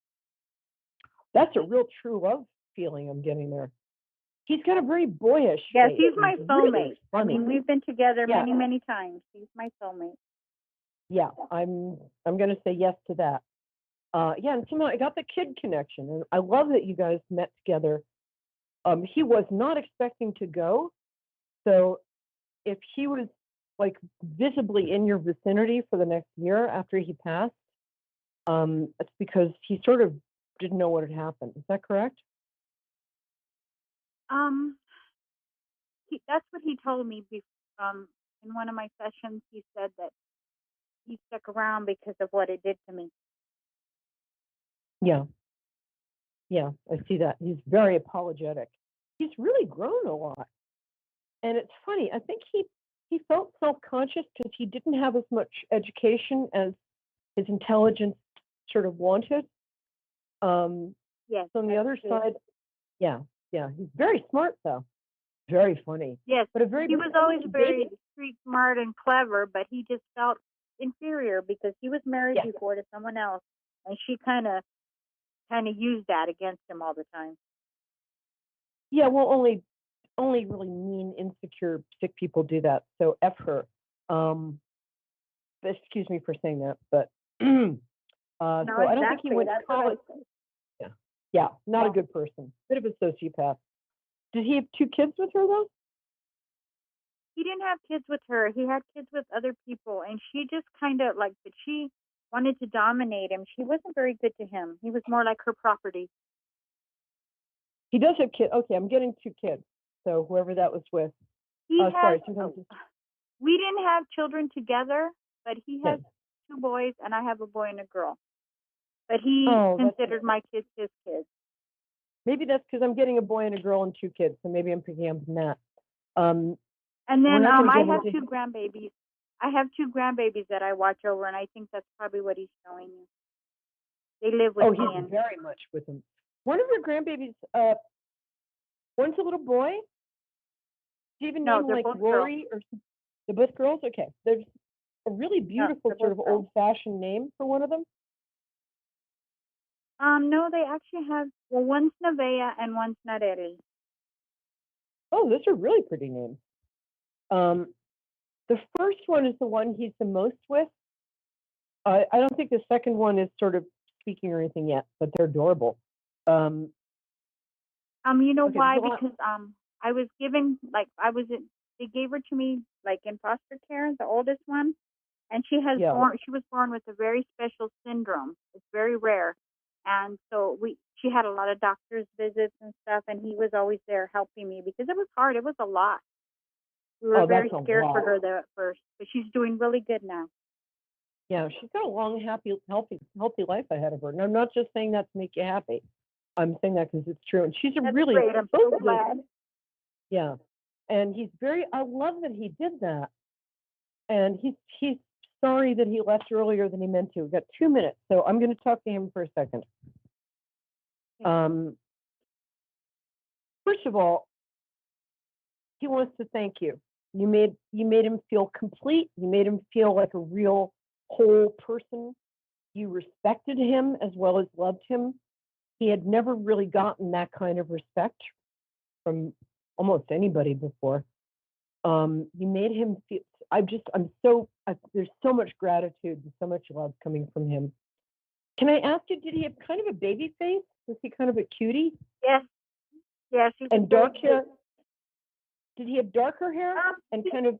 His hair was medium? like a dark. Well, it was darker brown, but he was very self-conscious about his hair, and he would always shave his head, and I hated it. Oh no, because he looked so cute. He had bangs one time. I think that's really cute. We got about 30 seconds. Yes. What I'm gonna say is, he's very much with you, and he's wearing cowboy boots, wearing a cowboy hat, wearing a plaid flannel shirt, and he's got a t-shirt under it. And he's calling you kitten. No, it's not kitten. Hold on. I think he called you something like cutie a lot. I can't quite get it. And we've got about 30 it's because seconds. I'm a cat lady. My cat just had babies, and he's always talking about my kitties. There we go. That's what it was. Thank you for that confirmation. I knew it was something. We love cat ladies around here. I'm a calico girl myself. He just says he's always. You can talk to him. He can help you with things. They love being given tasks to do. So you can say, hey, help me with this today. Because they can't volunteer. I'll get into it some other episode. But he's very much with you. And he loves you. And he's so grateful. You made his life complete. And I'm grateful as just a human being for you doing that. Thank you, my love. We're going to have to wrap up.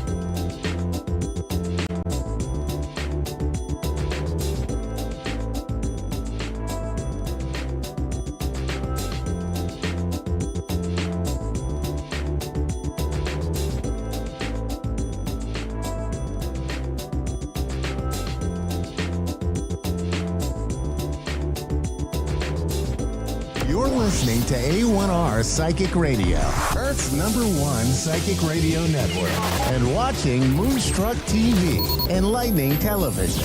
Welcome. Time for Soul to Soul with Medium Kelly Kristen. Live from MediumKellyKristen.com. Connect direct. In North America, dial 888-454-2751. In London, 20-3519-2158. In Sydney, dial 02-8488-3147. Or online, contact us through our Facebook page, facebook.com/psychic radio. Or one of our websites, askoneradio.com or moonstruck.tv. This is Soul to Soul on A1R, the Ask One Radio Network. Hi, everybody. Welcome to Soul. I am your host, Medium Kelly Kristen, and it is amazing to be here with you tonight. I hope everyone is having a great week and staying cool. I am in Central California, and it's a little bit hot here. It's like 102. So I hope you're doing better than I am. Um, you know, I feel like I've tried to explain this miserably in the past, but how I prepare for my show, uh, I don't like to like write down something that's kind of rote. I kind of just wait for like to see if I see synchronicities and something that kind of, hits my heart. And so that's how I chose my topic tonight. So, my topic tonight is something that I've been seeing synchronicities with. Is trauma-informed psychic mediumship, healing, spiritual healing, kind of a spiritual counseling. And I'll explain what I mean about that. Uh, the first thing is I took a trauma-informed healing psychic medium class with a colleague of mine, and while I do have quite a bit of knowledge about this topic due to my previous teaching with incarcerated youth and at-risk youth, there's always something more to learn, and I'm so glad I went because that's when I started noticing the synchronicities uh, in my mediumship with this, like I guess you would call it spiritual counseling, spiritual healing with trauma. So um, I always start my readings by saying I'm not a doctor, I'm not a therapist, I can't give medical advice, all those good things. But I started noticing that my clients were saying things like, this feels like therapy. This feels like counseling. When can I schedule another session? And that's normally when I would say, oh, I'm not a doctor. I don't have a credential. But I stopped saying that because, it's not me who's doing this soul counseling. It's spirit. And it's the people who have loved ones in spirit. And so I don't want to discredit them. It's coming from them. So, that's a way that I changed my thinking on that. It's a soul connection where the soul is saying, I hear you, I know what you're going through. And of course, they're speaking to the human, and the human part of us is the part that has trouble with all of this, right? It's hard. But also knowing that we have our loved ones in spirit who also are there to help us with difficult situations. I had a father come through the other day and he told his daughter, remember when this happened before, remember what you did, do the same thing again. Or he said, I'm here with you, and I'm here to support you. And he said, use your communication skills. That's your superpower. So just having that validation from our loved ones in spirit, almost like that uh, counseling session, I'm really enjoying that. I'm really actually like I'm the one sitting back and observing all this happening between spirit and my client. Um, and sometimes it's not always great news. Sometimes I feel like, oh, it's going to be a minute before this person's able to turn the corner. But what I found is the healing comes from the messages they receive.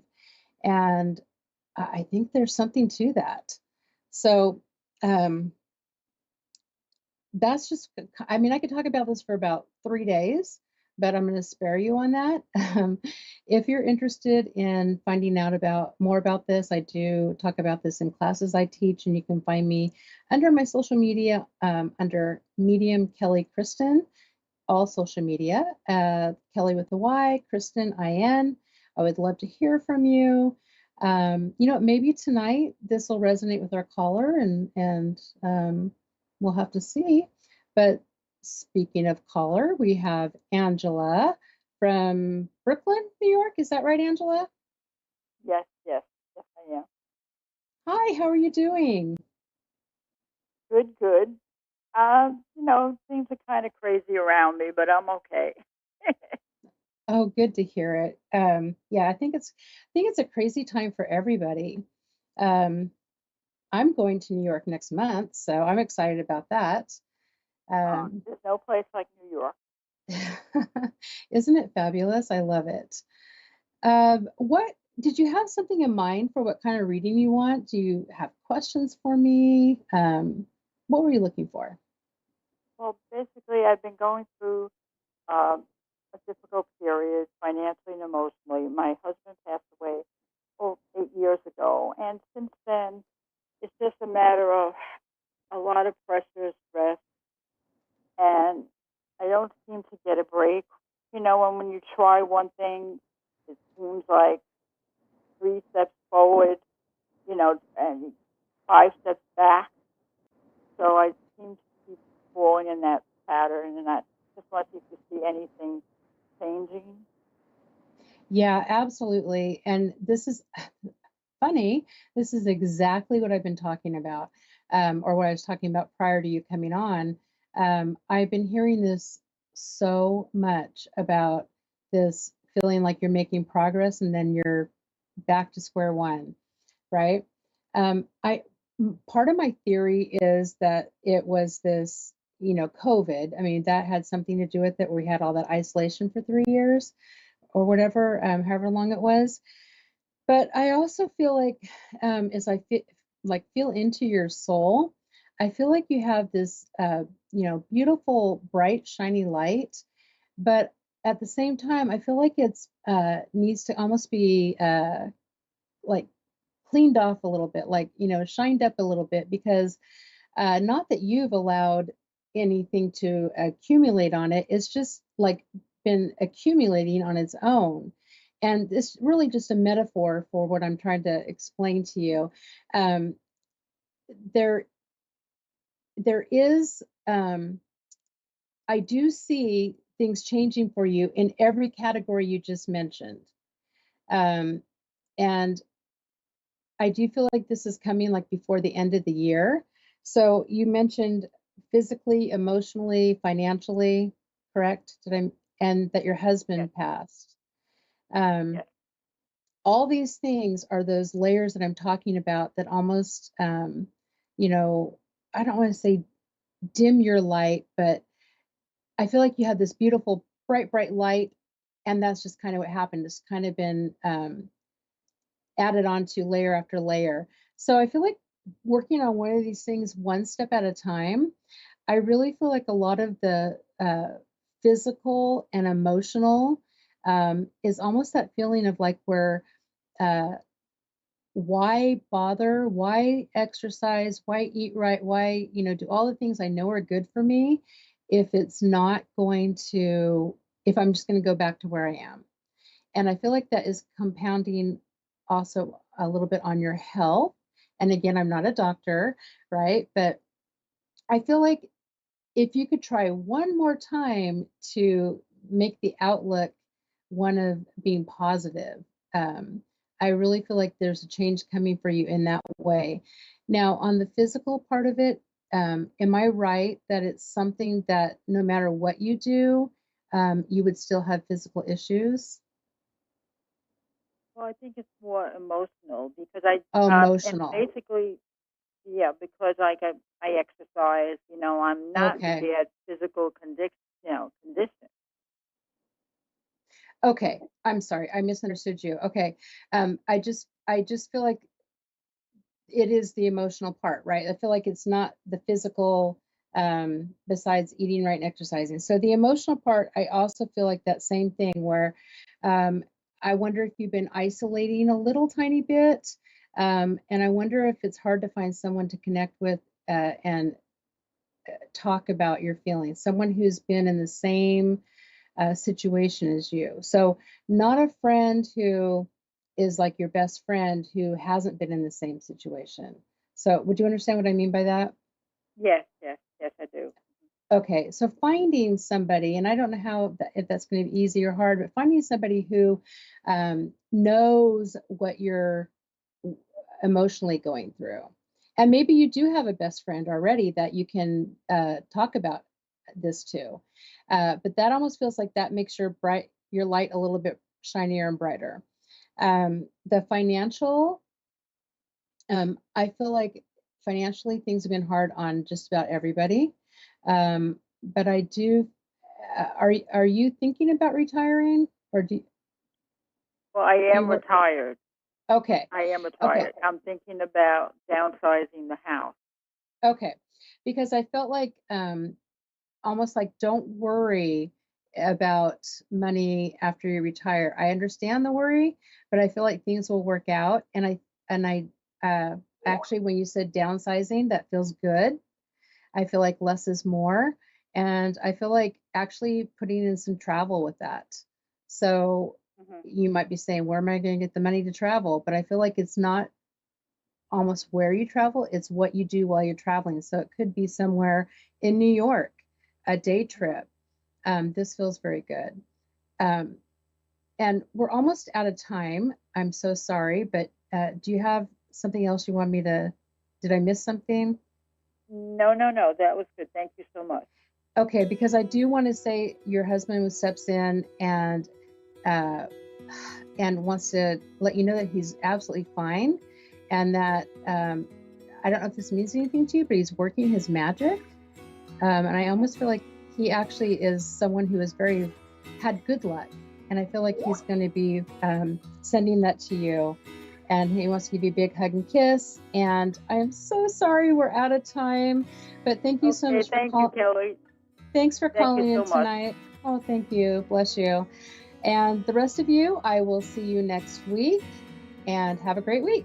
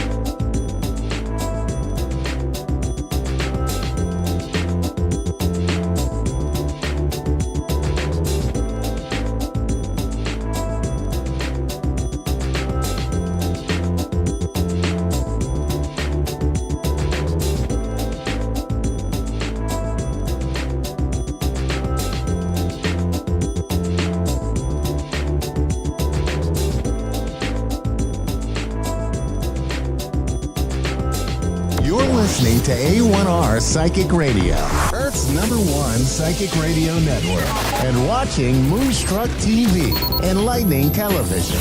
Welcome. Time for Soulfully Guided with Carmel Ann. Live from soulfullyguided.com.au. Connect direct. In North America, dial 888-454-2751. In London, 20-3519-2158. In Sydney, dial 02-8488-3147. Or online, contact us through our Facebook page, facebook.com/psychic radio. Or one of our websites, askoneradio.com or moonstruck.tv. This is Soulfully Guided on A1R, the Ask One Radio Network.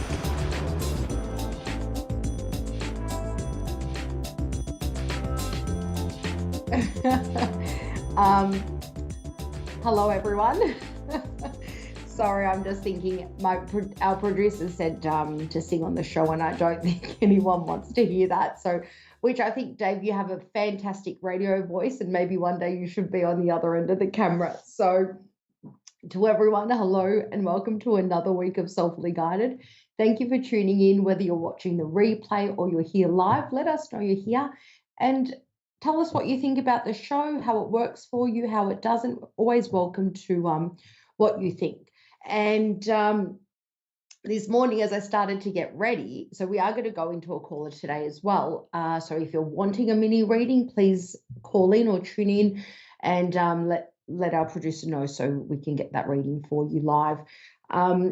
I had the pleasure of, for the first time, listening to the radio show live today as I was getting ready. I thought, I'm not going to do a dance off in front of the mirror, as I usually do. That's my Thursday thing, my dorky Thursday thing to get me hyped up for the show, but hopefully not too hyped up. So really wanted to shout out from Stephanie Cohen right through to Kelly, which was, I had to tune off a few minutes before. What amazing readers and hosts. A1R, Psychic Radio, Moonstruck TV have a phenomenal range of readers and all gifted in their own right, in their own way, and huge shout out to them. Very enjoyable to watch. So what I wanted to talk about today is we mentioned a little bit about finding inner peace through spiritual exploration in our meetup group. So basically, we're looking for diverse ways that are spiritual and non-spiritual that will help us grow, whether it be our mindset, open our mind, try new things, and explore different ways of finding your happy place and your mindset and being internally feeling good. So I'm going to introduce someone next week, and her name is Candace. So I will allow Candace to introduce herself, but we're going to collaborate. So Candace, we've got Michelle in Portland. Hello. Hi, how are you? Hi, good, thank you, Michelle. Bear with me one sec.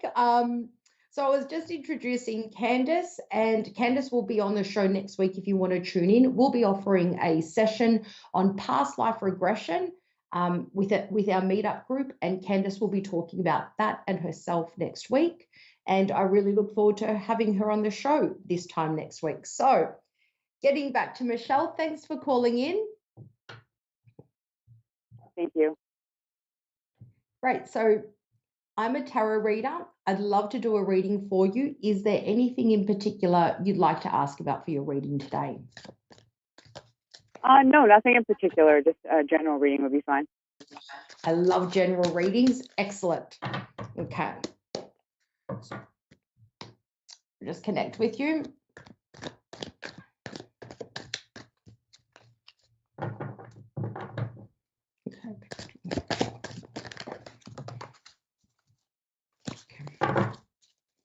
So I'm just shuffling the cards, connecting with you, and getting ready for your general read. Okay. Let's have a general read.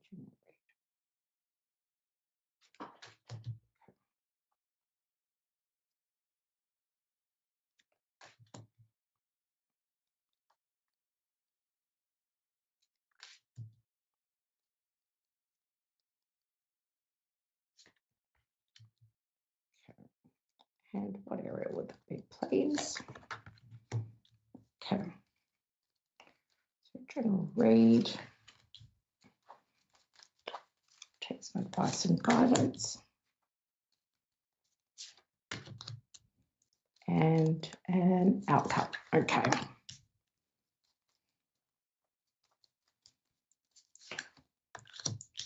Okay. So while connecting with you, your cards say one thing, and you're like you're at an in-between stage. Do you have a lot of thoughts at the moment? You're getting a bit of pressure on like just a little bit of pressure, not a headache, but a lot going on in the mind. Oh, absolutely. Yep. So very manageable. But what we want to connect that with your reading, Michelle, is we're going to go into your general reading, and it's like it's a time to reflect and contrast and sort of break cycles and change things. Look, I feel there could be a bit more focus on your emotional well-being and your emotional needs. It's been hard for you setting boundaries and getting in that mindset to put yourself first, even when people have given you promises they couldn't fulfill or keep. Not even to intentionally hurt you, but just, people not being able to commit to what they've said. Does that make sense to you? Yes. Okay. So, what I want to do is when we look at the outcome, it seems to be that there's still heartache and hurt and sort of, you know, the need to speak up. So instead of just finishing that way, we want to explore how we can break that cycle where you're feeling like no matter how much you try, how much logic, perseverance, effort, and time you put into your daily routine, the connections you have, and enjoying life, it seems that we want to break that cycle of you feeling hurt or finishing last. And I think the way we can do that is, you know, we want to avoid people rushing into your life and expecting too much, suddenly and sort of with, you know, speed and erraticness and, at an uncomfortable rate that's too much for you, whether that be in your relationships and, your physical sort of well-being in life. I think this is a time for exploring your spark and getting your spark back, because having that spark and that passion and that enjoying life and fulfillment, that's going to set a platform for all other areas of your life, for your routine, your responsibilities, your emotions, your boundaries, and your mental mindset and well-being. How are you feeling about that? That sounds good. I definitely need to focus on myself. Very true. Okay. Now, what I want to emphasize is you're not obligated to do anything that we say as a reader. It is purely for your best interest and with all our heart that we offer you. There is a challenge that if we don't shift these and start thinking of yourself a little bit more and what you're getting out of life, it's going to repeat a cycle where we said earlier that we're always going to be finishing last, and you're going to be the one hurt. So it doesn't mean that you need to shut off to the world. Just don't, be more compassionate to yourself, what you do with your time, your energy, your interest and things like that, which is boundary setting, especially when someone cannot fulfill their word and you see through that, but yet you still, with the goodness of your heart, give them a place. And it's not even in a toxic way. It's just that you read people well, but you give them a lot of you. So you want to choose the right people to give all of you to, rather than selling yourself short and giving it to everyone. I think this can be physically exhausting and draining, not to mention all the other effects it has. And it's it's a time to think outside the box and be greedier with your time as well. Have you considered going on a holiday? If I could right now, I would. I definitely need to go and just do relaxing things in general. I haven't been out in nature or anything like that in a long time. I think the holiday is the center of your attention right now. If you can even get a day trip on your own or get some time away just to be you and do something, even if it's doing nothing all day, that is the center that will sort of spark your interest and understand that you want more than, what you've got right now and how to achieve that on all levels. So the main theme is about your passion and getting your spark back and your drive to enjoy your life and, think more, as a lot of us tend to need to think more about ourselves. And that's not in a negative sense. The more you cater for your own needs, the better you can be for those around you that you choose to have in your life. So it's not selfish at all. It's actually it should be part of your self-care regime. Okay. Now, I really want to stress, if we don't do this, it's going to consume you a lot more. And if you need help sort of shifting, you can do it. You can do this on your own, but if you wanted further help, whether that be counseling or, you want to explore self happiness and development and chip away at the layers of yourself. Because if we sort of don't start putting your needs first and finding time for yourself, whether it be that day trip or a longer holiday when that's possible, you're going to end up your heart always lacking and feeling pain and sort of quietly feeling like you're always finishing last. So it's important to speak up as well. How do you feel about that? That's absolutely relatable. I actually am in counseling. I'm just having mental health issues, I guess, and I do have like a people pleasing problem where I will, give, like you said, give a lot of myself and then not receive anything back. So I literally am at like a stagnant point where I'm stuck. So I don't have like like a spark, like a reason really. Not, I don't want to say reason to live, but no excitement or anything like that in my life. So it's 100% true. Yeah, that spark and that passion. Look, you're welcome to watch the replay. You're at a crossroad, really. It's that compare and contrast. It's sort of this or that, and you see it nicely in your reading. Please do watch the replay if it can help you again. It is nothing you cannot handle. This is a big challenge and wars and behaviors you've been living with your whole life. It's going to take time to break them down and shift between thinking for your better good towards people pleasing. It is not impossible. It's going to be tough, but it will give you a better quality life that you can enjoy. Thank you. You are so welcome, Michelle. Thank you for coming on the show and being so open and available for me to read for you. To everyone else, please stay tuned, please tune in next week for our show with Candace, and we'll be talking about an event we'll be hosting on past life regression, and I'll be learning about that too. Thank you. See you next week.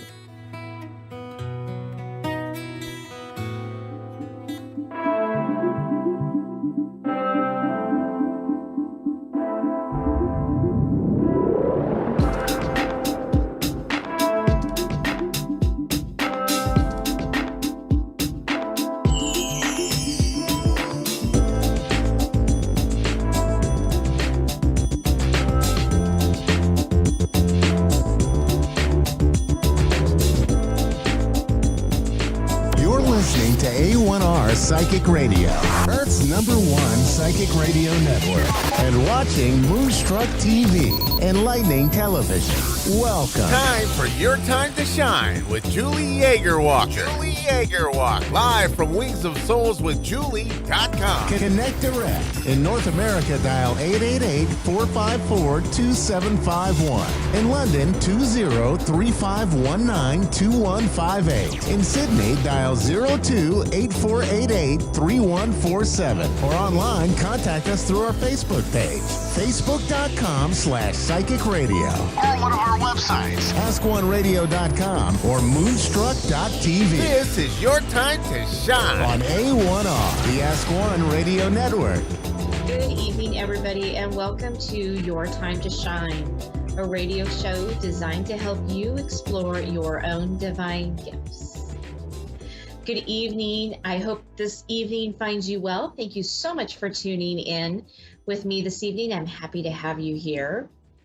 And I have some really exciting news. I know last week I kind of tantalized you a little bit, letting you know that a good friend and medium that I know, her and I are hosting a retreat in Canada in this October. And the good news is I've got all the information up on my website. It is live. You can sign up to join us the weekend of October. I believe it's, now I'm blanking on the dates. I believe it's the 13th and 14th. It is a weekend. It might be 14th and 15th. I think that's what it is. But go to my website, check it out, wingsofsoulswithjulie.com. You'll find all the information. There's a special tab right there that talks about the Angel Within Retreat. It's going to be a beautiful weekend of healing and making new friends and diving deep into our soul's calling. There's going to be some meditations and some great guest speakers. So don't miss out. Again, we've got it live on my website. If you have any questions, feel free to reach out to me, but hope to see you all there in Canada in October. All right. So tonight, the topic is all about taking care of ourselves. Perfect after I've just talked about the Angel Within retreat, which is all about self-care, right? And loving yourself. And a big part of that is being able to be open to receiving. And I pulled some cards this evening. And again, they are right on with the topic of talking about the Angel Within retreat. But the two cards I pulled are called Relax and Available. And so relaxing is all about diving deep into how you relax, how you relax and you sleep well, and taking care of you, asking and receiving all of the blessings that come with relaxation, and knowing that every moment is presenting itself with ease and with blessings. I thought it was a beautiful card. The second one is being available and open. And not only being available and open to receive blessings, but open and available to receive all kinds of information, right? Knowing that the most baffling problems will come to fruition as long as we are available. And being available also means being open, quieting the mind, relaxing and being in the moment. When we can relax and we can be available and we can calm the mind, that's when all the information can come to us. It's going to be all of the ideas that we've been asking for, all of the information, the questions being answered, right? And again, all of these come in steps. So you have to be patient because you might get little pieces of information at a time, and it's all within baby steps. The universe gives us everything that we need, but it's in little chunks, little baby steps. So, asking a question about something, you may get the spark of an idea, right? And then that will lead to something else. It may lead to research, to answering a question. It may be just a step in the direction to get where you're going. But all of that comes from being in that relaxed state, being able to receive and being open and available to receive.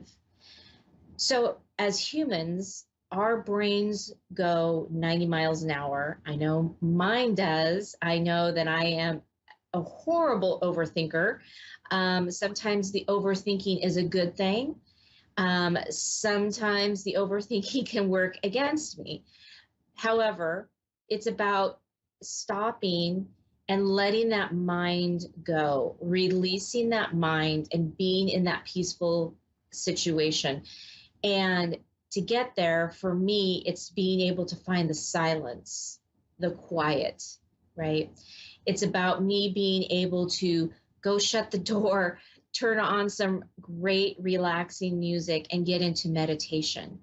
Or it may be going out into nature and touching a tree. That's another one of my big ones is getting out and being in the natural environment around the trees or around the river. So whatever it is that you need to do, maybe it's getting in the bathtub, whatever it is that you need to do to be able to shut the brain down, quiet the mind so that spirit can come in, your angels can come in and give you the guidance and the inspiration that you've been looking for and asking for. So again, the self-care comes back in as receiving, right? We all have to stop. And, my husband and I even got into conversation about this, about I don't always give myself the time that I need each day. And so it's about carving that time out for yourself. It's that self-care. It's what keeps us balanced, aligned, and keeps our sanity. So very important to give yourself that time, that self-care that you are needing each day, each and every day. It's so important. And calming that mind so that you can receive, so that you can think clearly what your next step is going to be, and counting our blessings and our gratitude, no matter how small that is. I've been trying to do a daily practice of waking up and really embracing blessings. You know, looking at one or two things that I am really deeply grateful for. And they can be anything. It doesn't have to be large. It could be as easy as, you know, having the alarm clock to be able to wake you up in the morning to get you going and off to work and to school. Well, I guess school is out right now for the summer, but for those, you know, taking summer classes, it's the simplest little things, finding the gratitude and finding the blessings and feeling that deep, deep within inside and letting that come out. And as you let that come out, right, it shifts and it changes our body chemistry and our dynamic. And it starts us off on the right foot each and every day. So a lot of information there, but the whole premise behind it is the self-care and being in the awareness and being open into receiving what it is that the universe is bringing through. Okay, so be kind to yourself, because you are the only one that can give you the love that you are needing in the moment. And so it's really important to have that self-love and to have that self-care to keep you in the healthy mindset and also the body healthiness mindset. All right.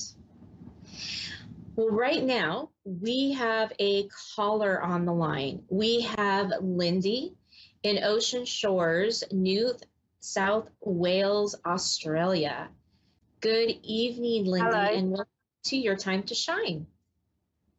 Hello. How are you? Thanks for taking my call. Hi. I'm good. How are you? Good, thank you. Yeah, I'm at the beach. What was that? I'm at the beach. So it's a good place to be. I'm jealous. I want to be at the beach. Good job in that self-care. That's awesome. Is it? Will I ask you a question? Absolutely. Okay, I have a question about, I'm looking for a house, and if you can see anything regarding that. I've made a big move, and I have to find my own home. Okay. All right, perfect. Lindy, let me check in really quick to see what information the angels and your guides are bringing in. And as I do that, there'll just be a little moment of silence, and then I'll be right back with you, okay? Yep. Okay.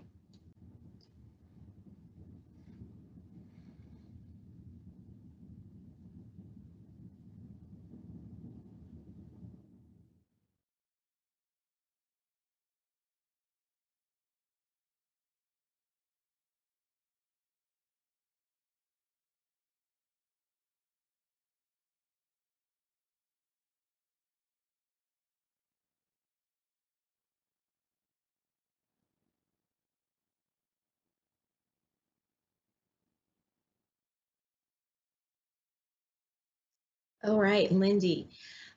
So what I'm being shown is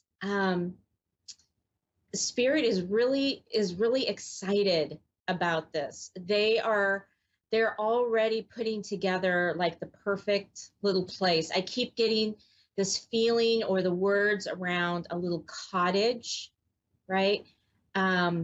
Something very, very quaint, and very homey. And it's like you're going to be so excited. You're going to be so excited with this. There's this feeling around it of something being yours, right?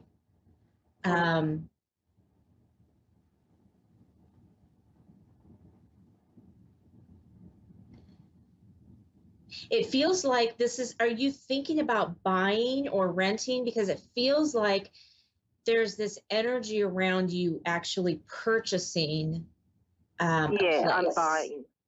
Okay. Yeah, I'm Okay. buying. Yeah, I've made a big move though. I've made a big move up towards where my daughters live, and yeah, it's very, yeah. I've just got to find out where I can fit in, sort of thing, and find a place. Right. What they're showing me is that you're going to be very close to water with this place. Yeah. So That I don't sounds know good.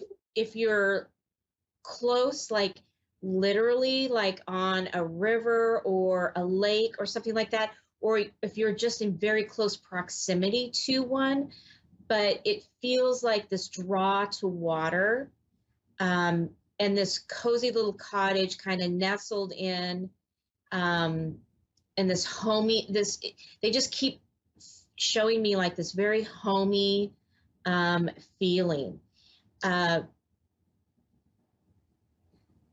They're saying don't get too caught up in details. Okay. Does that make sense? Yeah, it does. Yeah, I just missed out on one, and I'm like trying not to be so angry with myself. Okay. So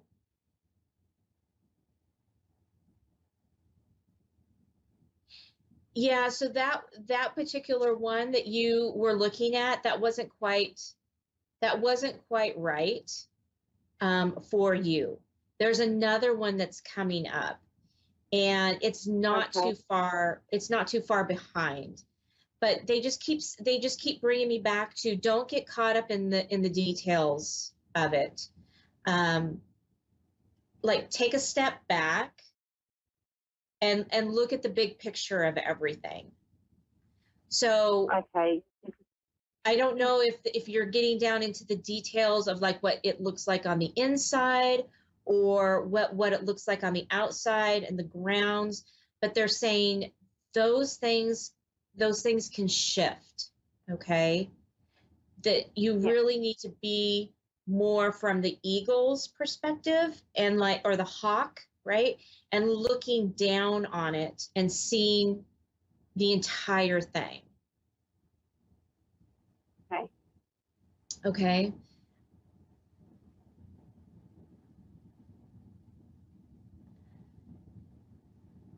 So the other thing I keep hearing is get ready to move, because it's going to come fast when it starts happening. Oh, that's fantastic.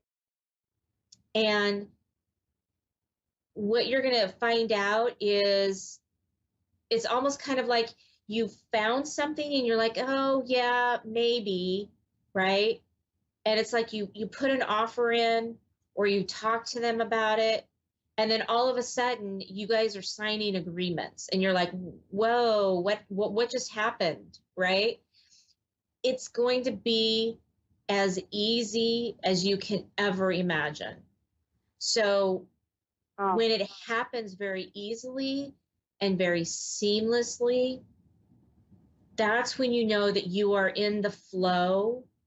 That's when you know that it was meant to be and it was brought to you. It's because you're not in resistance, you're in flow. And it's when you're in resistance and you think, oh, I really want that house. I really want that house. But it's like you're fighting every little thing. And it just seems like it's so difficult to get anywhere. that's not the one for you. Okay. Oh, okay. So the one that I didn't get, was that not meant for me? It was not meant for you.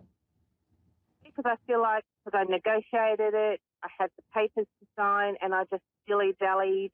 It had everything I sort of wanted, and I just didn't act, and I don't know why.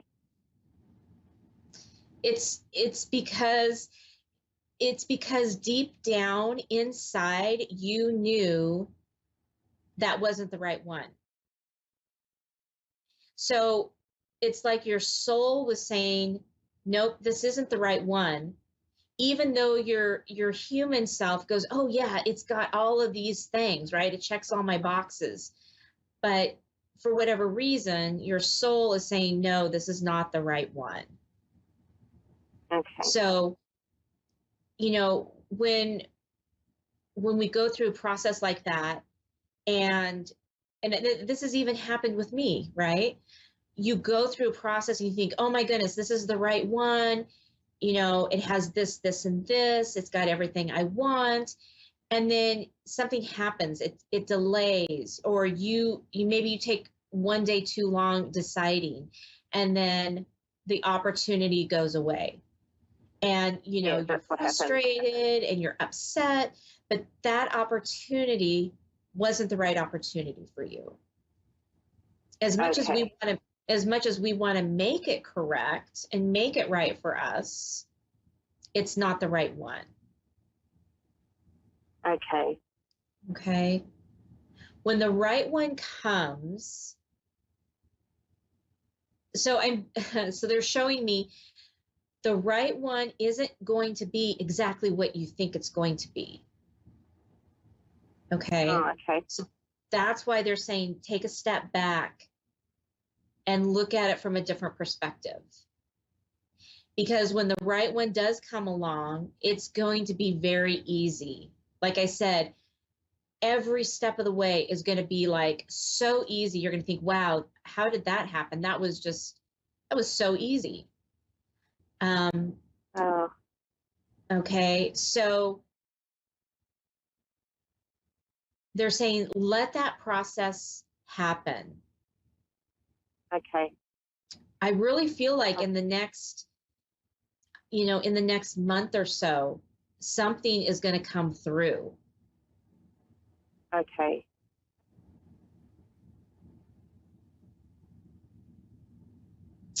They're also saying open up, expand. They're saying like expand your search, expand your parameters. Does that make sense to you? Yeah, that's not really what I want to do, but it's very hard to limit it to where I am looking because there's not much there. Okay. So that does make sense, yeah. Even though I don't want to go, because if I go up a bit further, it just gets so busy. Yes. Again, you know, they're saying, they're just bringing me back to take a step back and open up more possibilities. Okay. They're saying that it's getting too narrow. Like they're showing me like almost like a funnel where it goes down and it gets really, really narrow. So you need to broaden that and open that up a little bit more. Yeah, that's why I'm feeling like, you know, I should have just taken that other one because there's probably not going to be another one for another, I don't know, year or something like that.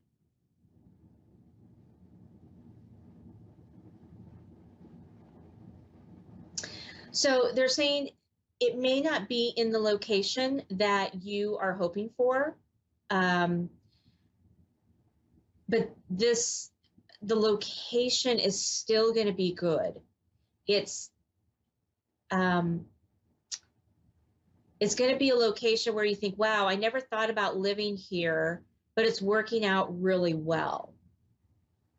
Okay. And it's planned. I'm also seeing that this, and it's really fuzzy because they're going kind of back and forth, and they're showing me that your final decision, But this also could be more like a stepping stone for you, right? This is going to get you into something. And then, you know, a couple years down the road, another one, and they're saying the one that you're going to get is going to be great. You're going to love it. But then there could be one that comes down the road that would be even better, right? A better location. And it's almost like what they're showing me is almost like this is giving you a chance to really look at all the different areas, like here in the States, it would be like different cities or different towns around a larger town, right? And so it's going to give you that idea of like, I wonder what it would be like to live on that other side of town, right? Or the other side of the city. And it's going to give you this time to be able to explore and really give you that feeling of this is where I want to be. But they're also saying, and this is why it's really going to come down to your decision, because the place that you're going to get right now or in the very near future is going to give you all of the things that you need and more. It's really going to be more of a choice of convenience and everything around it. Okay. So there's going to be another opportunity to come up, and it's going to be your decision as to how you handle that. And they say either way is going to be the right decision.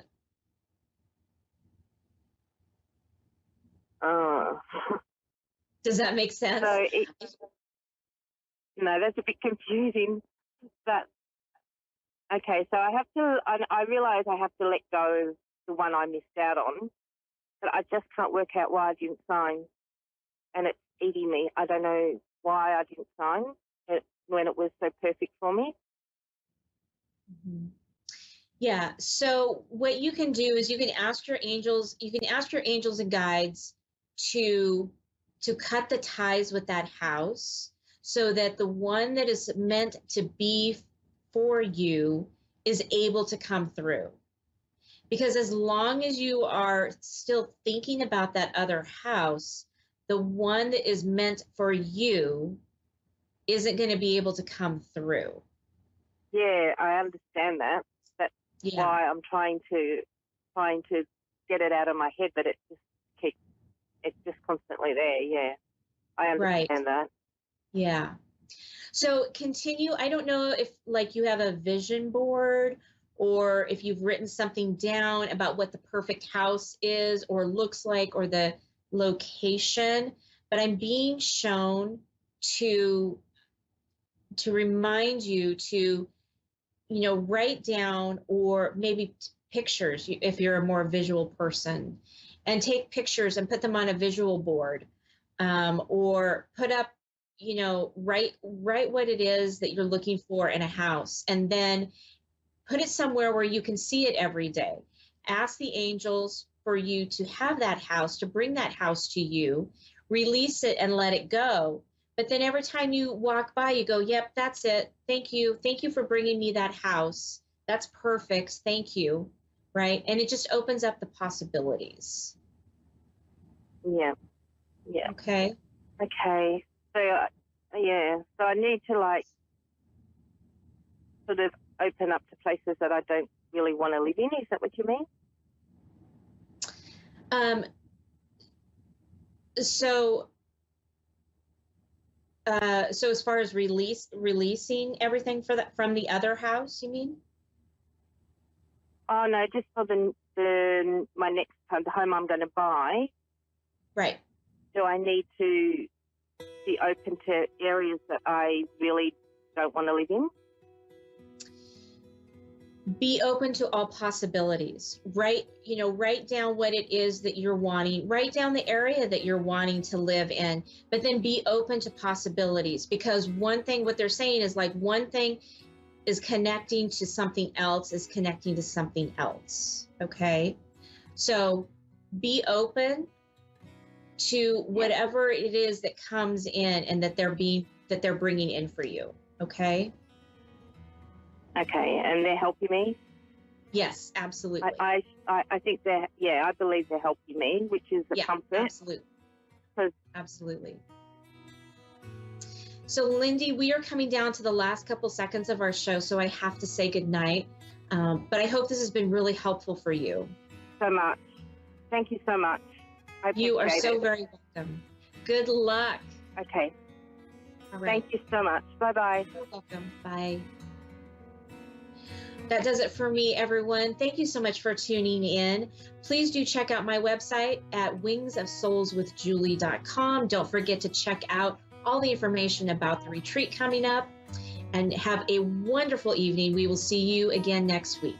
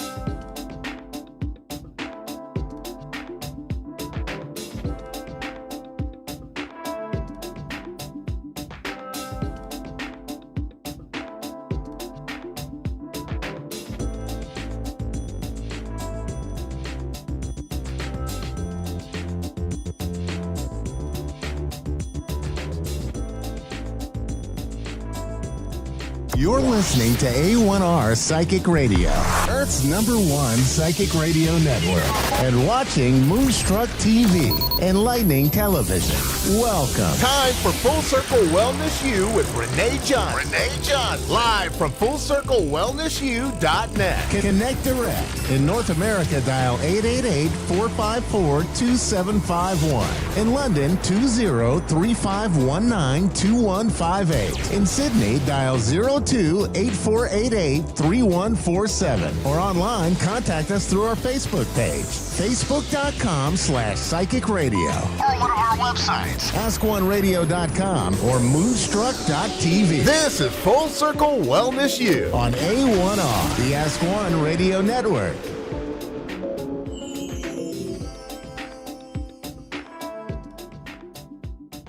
Hello, everyone. Welcome to my show. It is a beautiful night here in Tennessee in the United States, and I'm so glad you're all here with me and are joining me for Wednesday Reset. You know, as y'all have heard me say before, I love to have the ability to reset my week. And what a better day to do it on Hump Day. You know, here in the U.S., they like to call Wednesday Hump Day, and I never really got that until I started getting older and then realizing that sometimes we just need the ability to refocus and, you know, start all over again. So, you know, that's my thing, you know. So saying that on this beautiful Wednesday night, I was considering a topic tonight, and a friend of mine brought up something that's very important today. And I thought, you know, we're just going to dive right into that, because I think a lot of us have a challenge with this situation. And I know that when we are challenged with this, we oftentimes have physical symptoms that come along with it. And sometimes I believe we aren't even aware that, you know, our health's being affected by the things that we hold on to, our emotions, our situation, our lifestyle, whatever it is.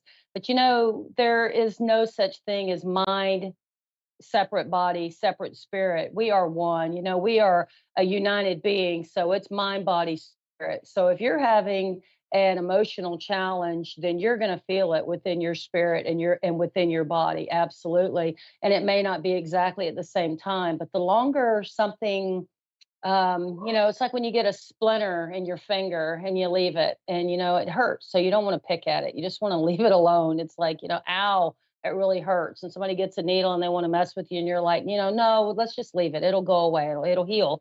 Well, it doesn't heal. And if it does, it gets scabbed over. And when it gets scabbed over, what ends up happening is it just gets more sore. It gets more intense. And before long, you know, that little tiny splinter becomes a big deal. And if you're not careful, it can get infected, and it can turn into, you know, a real gangrene, or, I mean, something horrible, you know, can come out of something that started out so little. And it's all because we just didn't deal with it. It hurt, it was uncomfortable. So we decided, you know, just going to let that go. So you may have figured it out by now. What I'm talking about is forgiveness. And, you know, this keeps coming up. And I talked to two different people actually about this today. A lady that I know who has been through a lot of trauma, has been hurt horribly in her lifetime by numerous people, went through a really rough, long marriage that she was very, you know, involved in and happy in. And she thought everything was great, and it wasn't great. And she was betrayed by her husband, and it's been years now, and she just can't seem to move through this. And if you're watching, you know, I'm telling your story without your name, of course. And it's so important because, you know, many of us have this challenge, either it's from our childhood, or, you know, a relationship or a job, or it could be anything, you know. I am a regressionist, past life regressionist, and I believe we bring things in from other lifetimes as well. So perhaps you came in with an issue that, you know, that hasn't been resolved. Maybe it's turned into a situation that's so much bigger that it's crippling you in this lifetime. And it's okay to acknowledge this, but we need to get to the core of it. And the core of it, as what I've learned in my training and in my life, and I've had a lot of trauma in my life, a lot of abuse when I was younger, as a small child, or a very tumultuous childhood. And um, you go through a time, or I went through a time, and I believe most people do, where, you know, at first you're really angry with the people that hurt you, and you just can't let go of it. And you feel like, you know, you're justified in your anger, and you're justified in the fact that these people have hurt you. And, you know, damn it, I'm just going to be hurt. Forgive my language, but I'm going to stay mad, and I'm not letting anybody in. I'm never going to give anybody a chance. And, for me, it caused me a lot of intestinal problems. I had a lot of, they thought it was IBS, irritable bowel syndrome, headaches, body pains, different types of physical symptoms. I also had nightmares for years.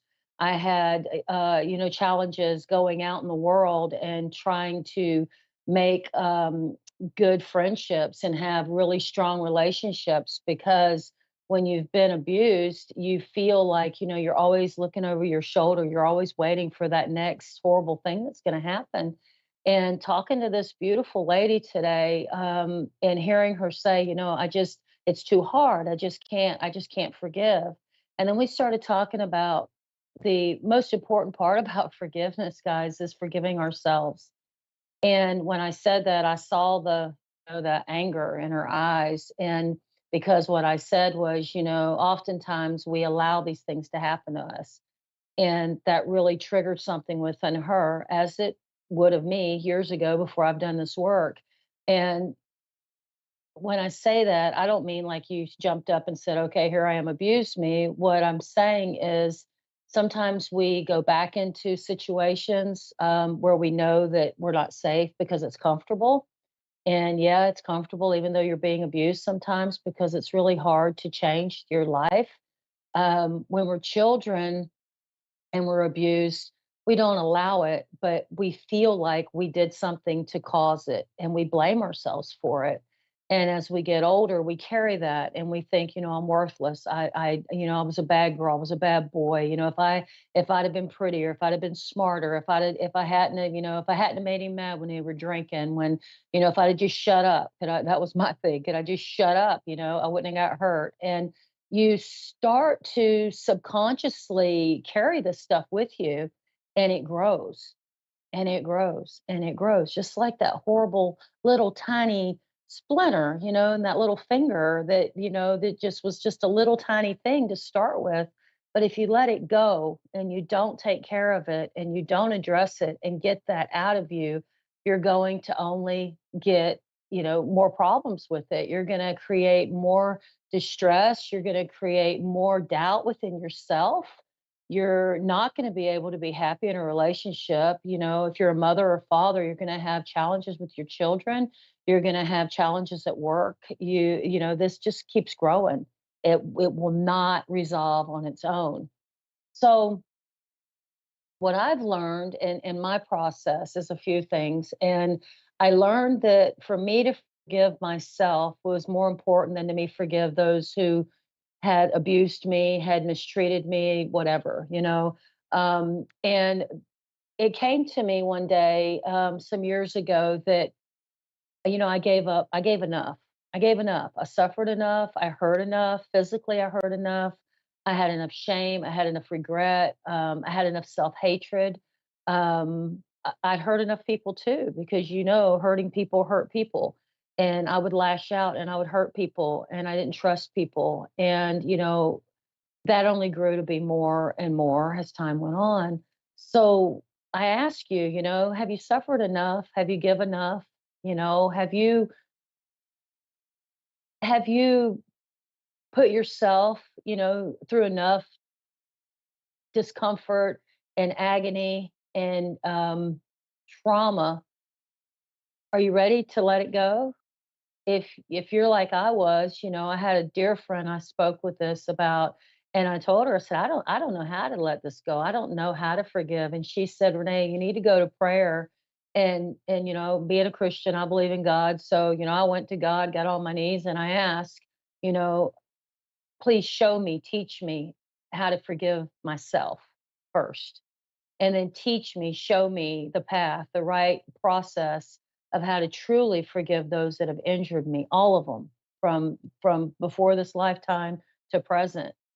And I just thought tonight would be a good time to encourage each of you to look at your shadow self, those shadows that are within you that you're carrying, and ask yourself, have you suffered enough?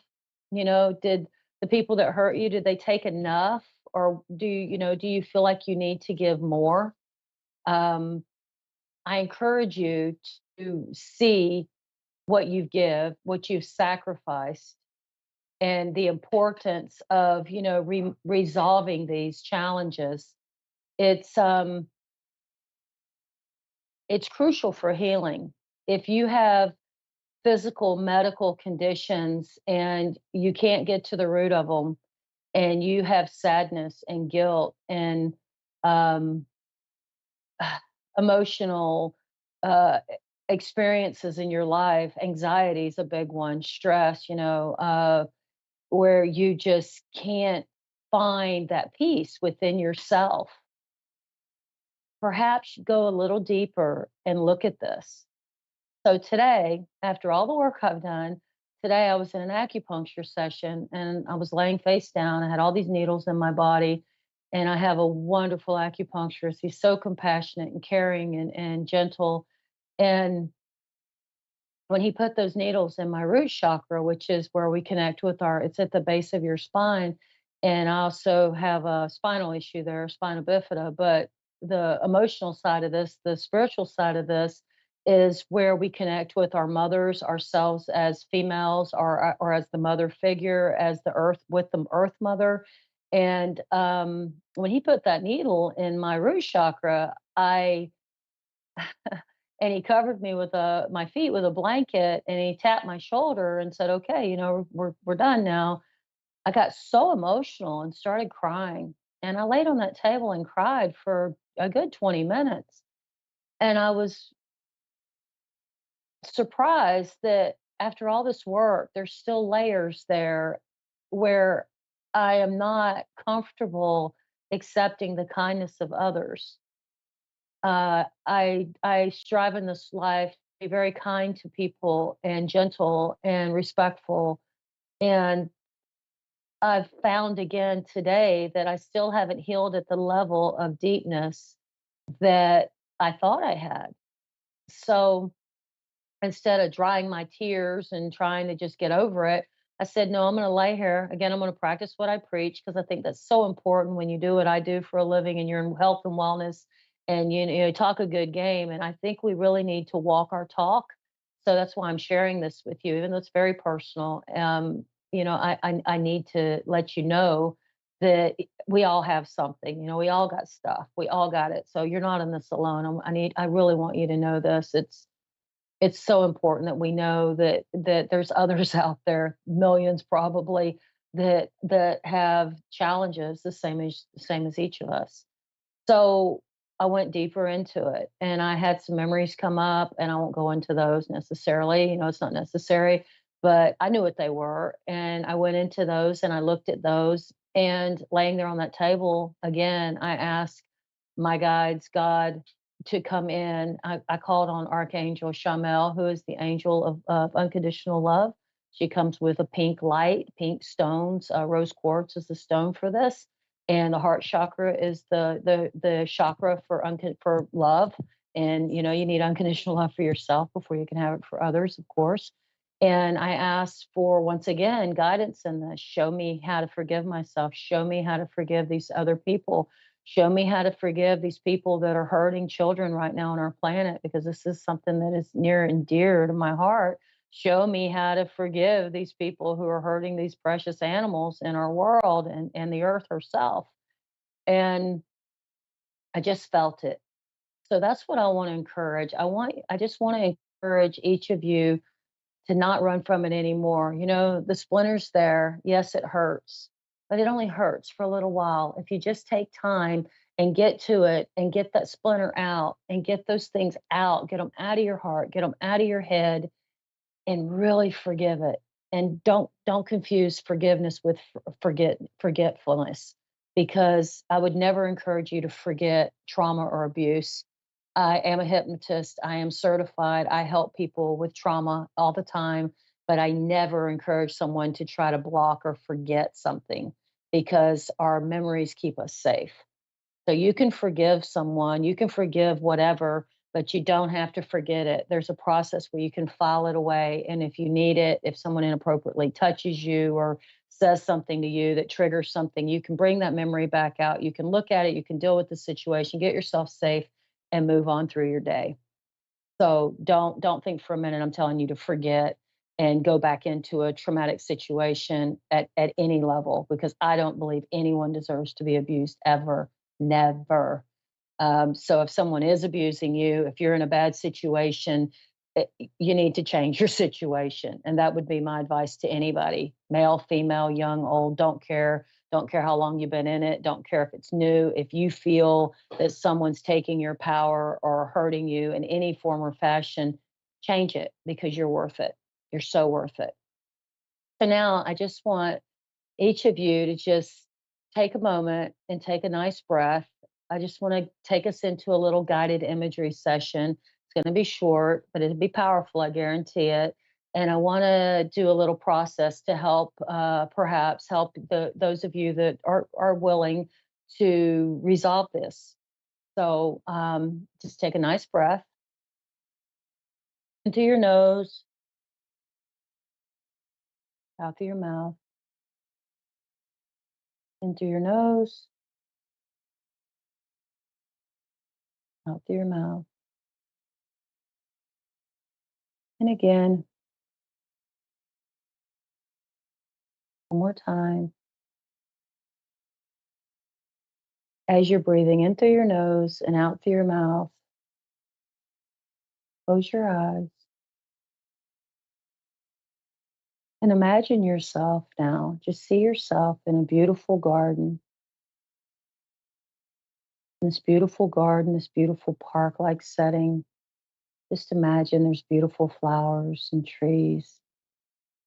And maybe you can feel it or smell it, sense it even. But we've all been to some place, some park, some yard, something with trees and flowers. So just put yourself there now. That's right. And in this beautiful place, I'd like you to imagine, just very gently imagine a piece of paper and a pen in your hand. Maybe it's a feather quill pen or a marker or whatever it is for you.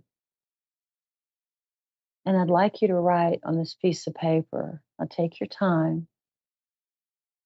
That's it. And just see the words. They can appear. You could actually write them however you choose.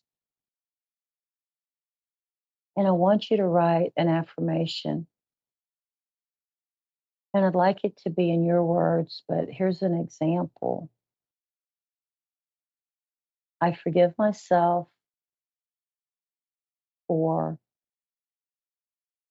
allowing myself, for showing up, for being part of,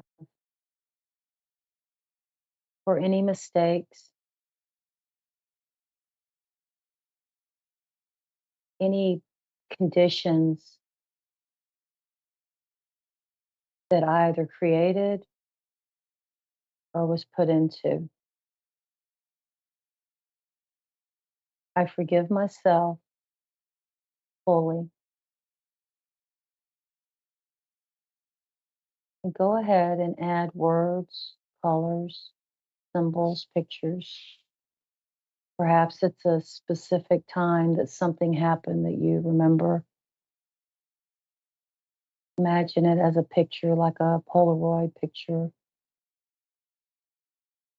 an image. And if it's uncomfortable, see it from above, look down on it from above.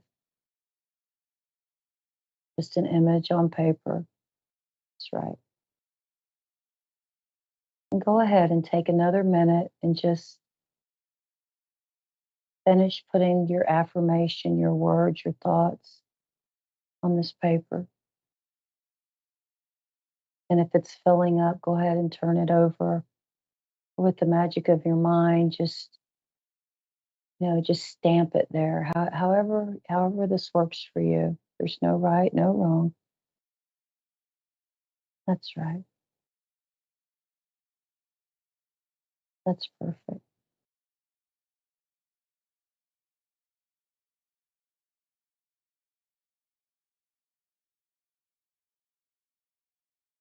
Now imagine in front of you a bowl, maybe a brass bowl, beautiful bowl with charcoal in it.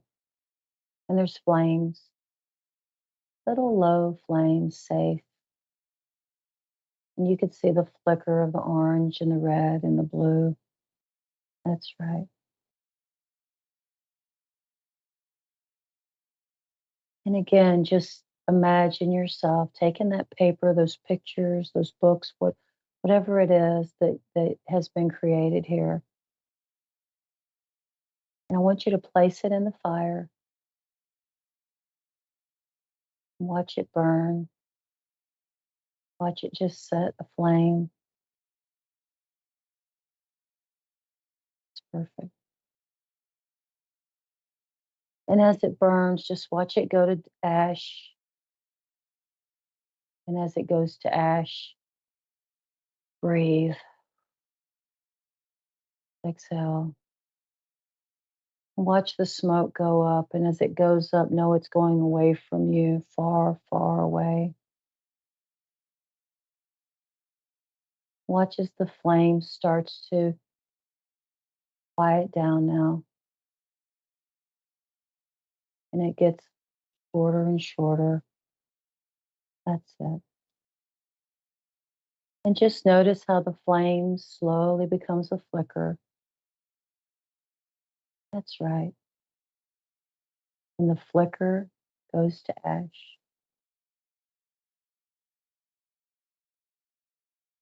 And as you look at the bowl, you notice that the moon's out. It's beautiful, beautiful, beautiful time. That's right. Take those ashes and just dump them there on the ground. And all those old thoughts and challenges and things that were once so festered inside of you are now just burned up, released. And their ashes on the ground.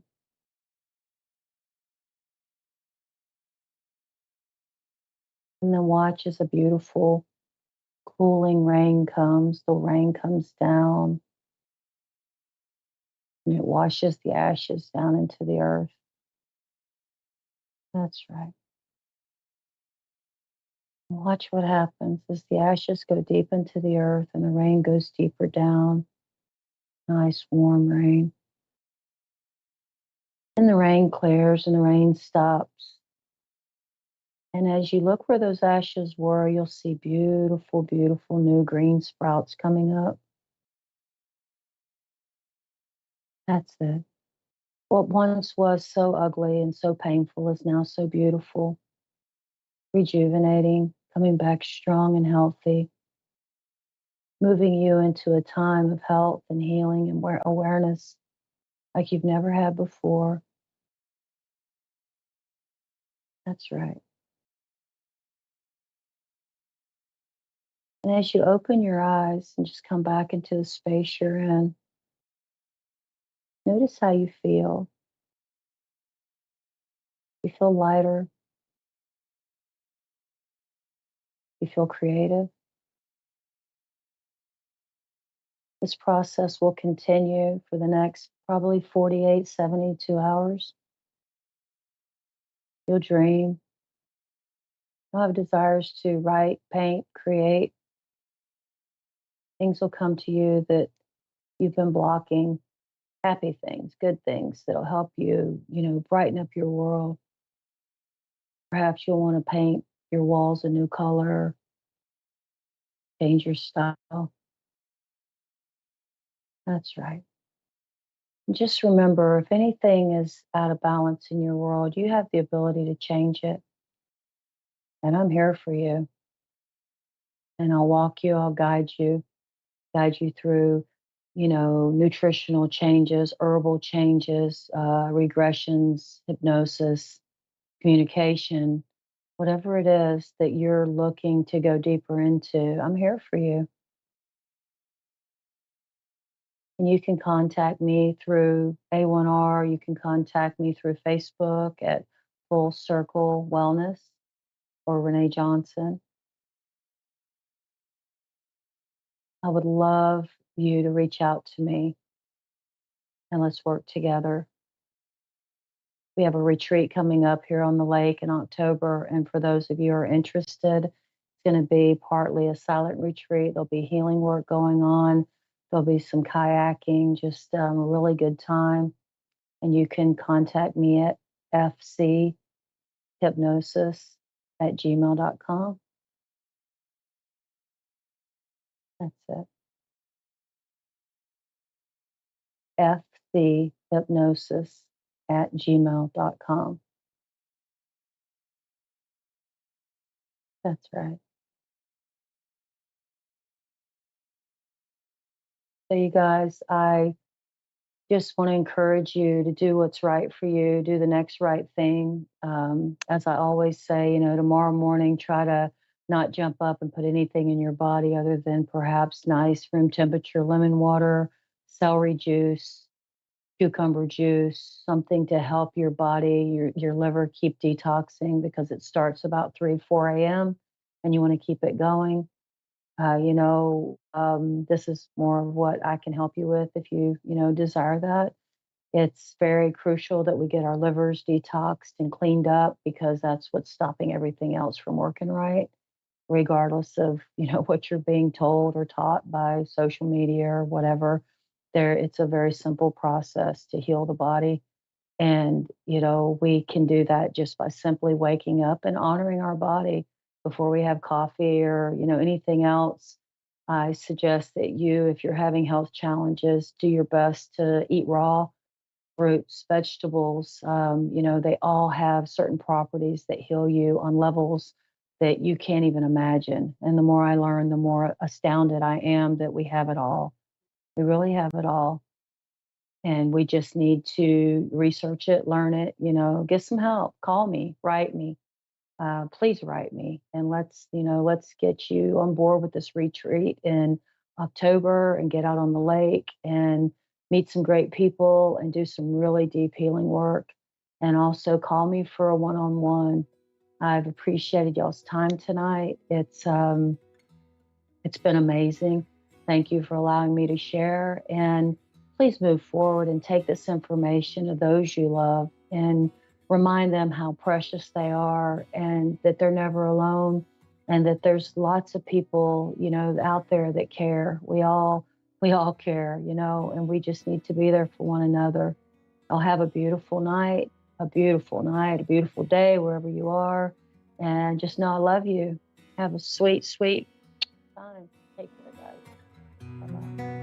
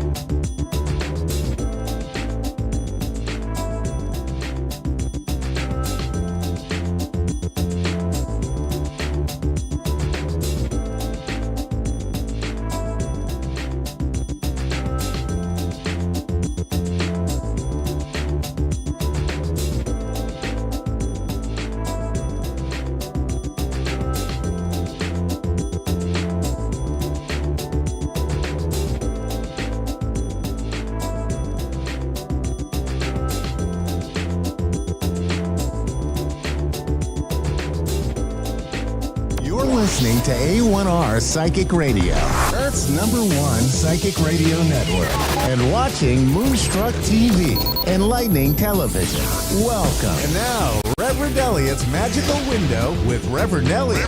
Live from magic-works.com. Connect direct. In North America, dial 888-454-2751. In London, 20-3519-2158. In Sydney, dial 02-8488-3147. Or online, contact us through our Facebook page, facebook.com/psychic radio. Or one of our websites, askoneradio.com or moonstruck.tv. This is Reverend Elliot's Magical Window on A1R, the Ask One Radio Network.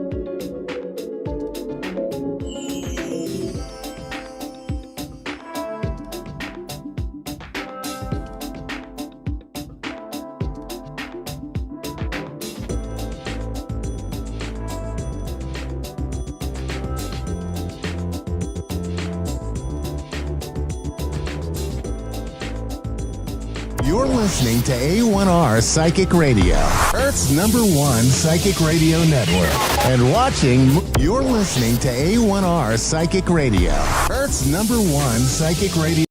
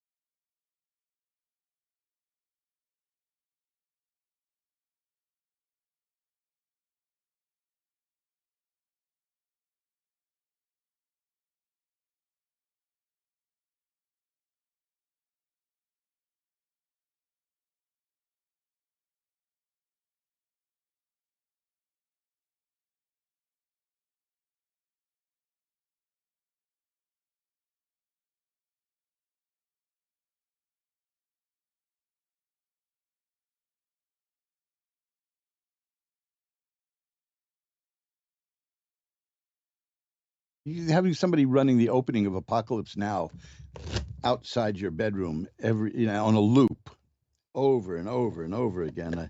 I kept waiting for Martin Sheen to start talking. It was nothing but helicopters. It was just annoying beyond belief. So I ought to be in a real grouchy mood, but I'm actually not, because look, I'm here with you guys now, and one thing did go wrong technically here. My little applause machine, the thing that does this, it wasn't working. So I panicked just before the start of the show, and I opened it up, took out my trusty Boy Scout knife from 1964, and I opened it up, checked the batteries on my vintage W.C. Fields battery tester, where the stronger the batteries are, the brighter red his nose glows. Which was a nice gift from my friend Scott, whose blog you should be reading, by the way. If you want stuff to read on the internet that isn't garbage, if you want to read thoughtful stuff, if you're a fan of movies and theater and books, you just go look for Scott's blog. It's just search for So Few Critics, So Many Poets. And if you want to know why it's called that, you'll find out why when you go there. It's So Few Critics, So Many Poets. It's my favorite blog, and you ought to take a look at it. I check it out every day. There's a new post up there now, and I was in such a foul mood today that I didn't even want to read it. Can you believe that? There goes my throat. I got to get my vocal cords back into training, you see, because taking a few months off from this and having had that flu and all of that was just annoying. Oh man. Anyway, the here we are coming together for the first time in 2 weeks. For this first time, the second time in 2 weeks. I was on last week and I'm on again this week, and you see, that's good. That helps out. because I haven't done 2 consecutive shows since since like February. So I'm glad to be here with you, and I'm shuffling up the cards, and we're going to get going. I was just, all those helicopters outside the window were really annoying because of that construction accident. You may have seen it in the news down where you are. It was such a big accident that it hit the national news because it was potentially deadly. Nobody got killed, much to the disappointment of the news crews who were circling around with helicopters like it was the beginning of Apocalypse Now. And it was just a horrible way to get the day started, but I managed to get a little sleep. And here I am with you. And we're ready to go. We're ready to look at the tarot cards. We're ready to see what's going on behind the magical window. We look through the magical window. Actually, it's behind the curtain, the veil, the magical veil. The let's see, what do we got here? Let's see. We have. I want to pull a card out because a lot of bizarre stuff is happening in the country. I wanted to pull a card out to see what we could do that would show the aura around the nation. Okay, that's good. It's the 10 of Cups. That's happiness and joy. So things are going to be okay. See, now remember that, because like I told you about the news industry many times, their whole job is to depress you. Their whole job is to scare you and depress you. That's how they get viewers. That's what they do. They frighten you. And you can see all that at work constantly. But the card that I got here is a card of happiness and joy and a good solid home, which is saying don't let outsiders, meaning people who are paid to do this, hurt you. Don't let them do that, because they have a vested interest in it. I spent an awful lot of time among news people. I worked with them. I've worked for them. I've worked around them. I used to go to bars where they went. I know them. And let me tell you something. They're not your friends. I mean, seriously, they're not. They want to come on smiley and happy and all, but they're not the friends of the people, let's put it that way, because their whole job is to scare you. Now, remember, there was a time when people in the news business wanted to get stories and become famous reporters like Woodward and Bernstein. But now people are just interested in getting ahead in the news business, which means getting higher ratings than anybody else and getting the next big job. And that takes a lot of scheming and planning. And, then the next thing you know, you're fired. Look at all the people being fired from certain cable networks. More than one cable network is just giving people the axe, because that's the way it goes. If they're not doing the job that they're meant to do, which is scare the bejabbers out of you, then forget it. Whenever I see people who are really in a state of anxiety and fear, and it's because of something that's going on in the world, I try to talk to them and say that this is not normal. For instance, take this crane that exploded and led to all these helicopters flying around all day in front of my window. That's not normal. But they were doing it in case something cataclysmic happened. I mean, cataclysmic beyond a 30-story crane, construction crane blowing up, and the arm falling off and smashing into a building next to it. That wasn't cataclysmic enough. So they had to wait around to see if it went nuclear. I don't know what the heck they wanted, but they're always looking for disaster. If it bleeds, it leads. That's the credo in TV news business, and that's all you need to know. If I've said this years, I used to say this all the time to people: don't be too worried about things, because 6 months from now you're going to be really upset about something you never even heard of yet. And that's how they work. They just keep people in a state of agony.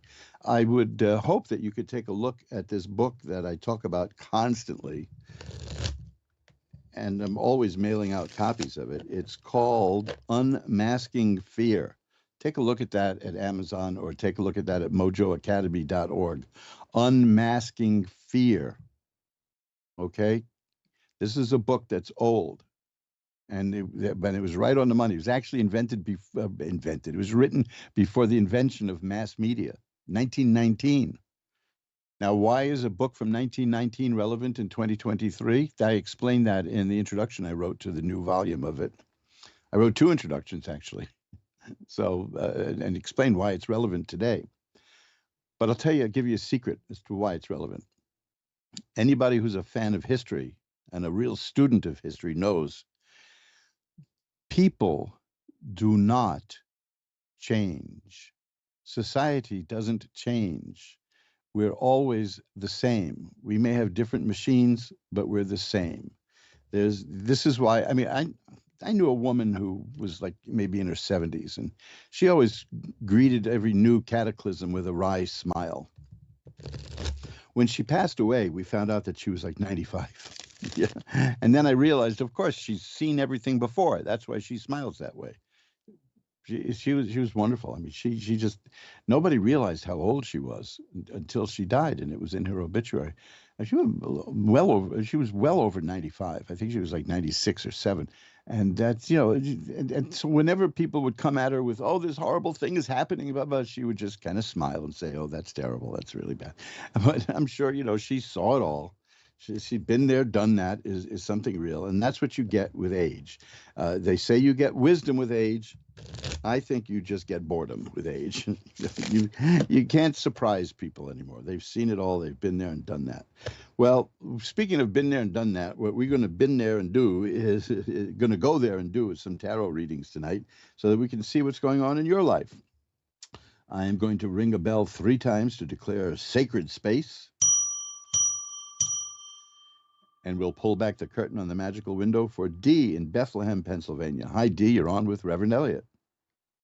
Hi, how are you? I'm doing well. How are you tonight? Hello? Hello, can you I'm hear good, me? thank you. Oh, good. Yes. There was a slight lag there. Bethlehem, Pennsylvania. Gee, I can't remember the name of it now. There was a story that Allentown. there was a story that Damon Runyon wrote, the guy who created Guys and Dolls, that takes place in Bethlehem, Pennsylvania. And I think it might have been called The 3 Wise Guys. I really don't remember. But it was one of those kind of sappy maudlin things that only Damon Runyon could write, that could get a rock to cry.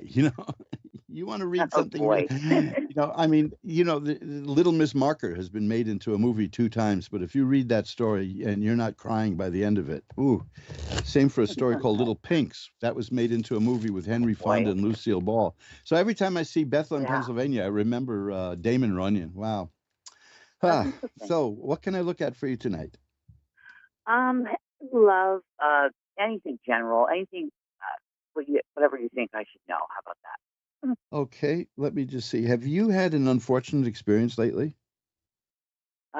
Yes. Okay, because I've got a card here that's the 5 of Cups, and that is about partial loss. That means something happened and you lost something, but it's not as big a loss as, it's just, it hurts more than it was, if you know what I mean, which is not a problem. It was a marriage separation. Because what I've got here is this thing shows a person looking at 3 spilled cups, and behind her are 2 full cups. And what the card is saying is that yes, you lost some, but you didn't lose everything. That you still have some more. Right now, the person in the card is looking at the loss. The person is preoccupied with the loss. And we'll soon turn around. What's implied in the card is that you'll turn around and see that you didn't lose as much as you thought you did. But that's not to say, snap out of it. You'll get there when the time is right for you. Having been in that position myself, I know that it takes time, and I'm not one of those people who believes in saying, "Oh, cheer up," especially the kind of, well, it was a blessing in disguise, which really means you got shafted, Now, let me tell you this, because along with that card, I have the 5 of Cups and the 5 of Swords. 5s are really severe in tarot. That's why I figured something bad had happened recently. The 5 of Swords is about somebody who was not being very honest, was manipulative, was lying about you, was spreading rumors, all kinds of stuff. So is that what was going on? Someone you couldn't trust? That was my husband.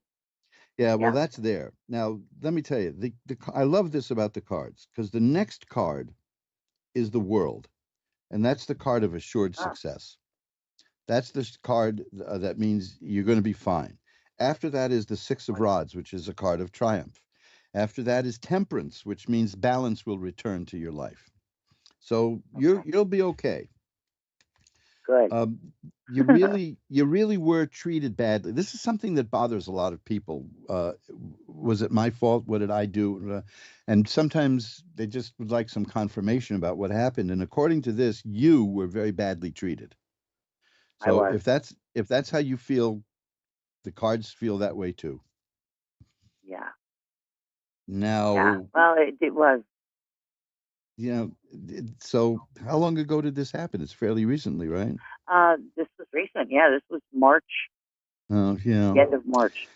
Yeah, that's pretty recent, and it's stressful and it's painful, and but the main thing is these cards show that you're gonna come out of this fine, and your balance will be restored in your life.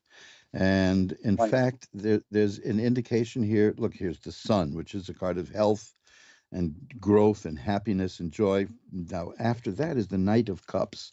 And cups are emotions generally relating to love, and that means that romance will be coming into your life again. Wonderful. Okay, so just, as much time as you need, because there's no way of saying, snap out of it, get over it. You'll deal with it when you can. The beauty of that card, the Five of Cups, is that right now the person is focused on the sad part, but will eventually turn around and see all the good stuff that's left over in her life. So you'll get there bit by bit, and these cards show a very happy. I don't want to say ending because that's.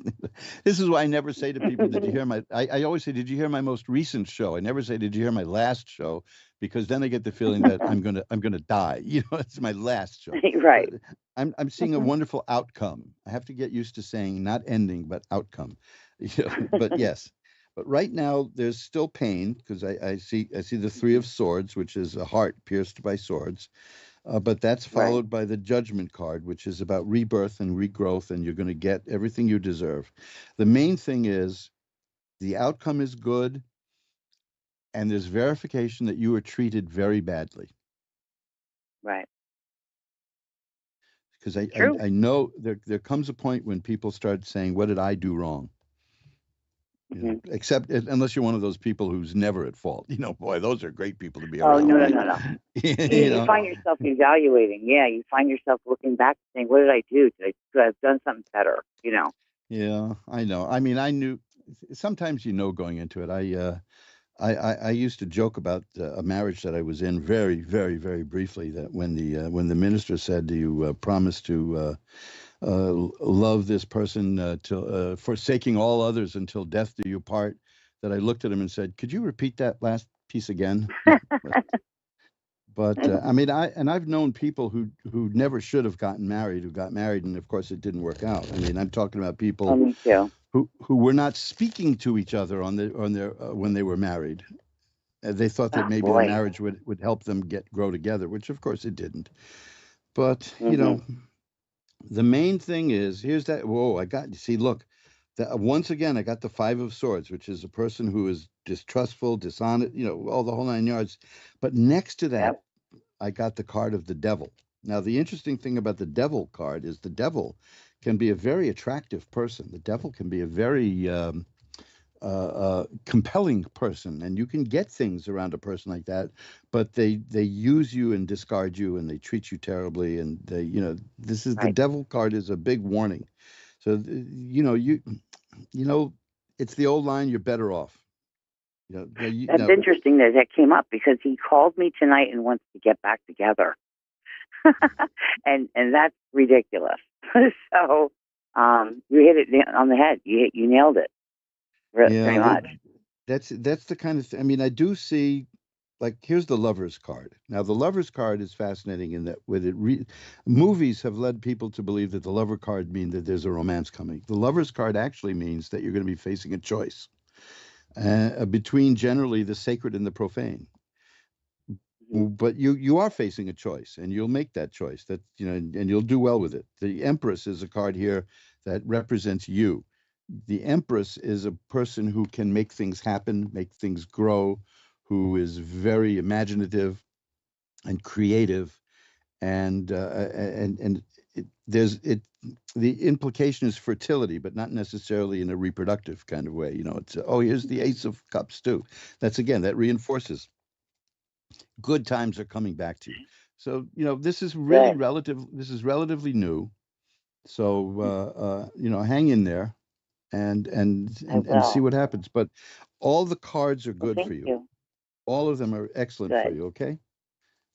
Thank My you so pleasure. very much. I Take will care. light Bye. I will light a candle for you, a white candle, to send positive energy your way. Now let's shuffle up the cards. You're listening to Reverend Elliott's Magical Window, the sporadic show that is finally on 2 weeks in a row. And I'm looking forward to more. I have no intention of skipping shows because but if only you see, the thing I couldn't do when I was very sick was I couldn't talk. It took my voice away, and I get such an energy boost doing this show that I think that if I could have done the show as sick as I was, if I could talk, that I would have healed a lot faster, because there's positive energy there, and I'm a big exponent of positive energy. And I was denied that because of that's what I sounded like. I sounded terrible. I'm still a bit hoarse.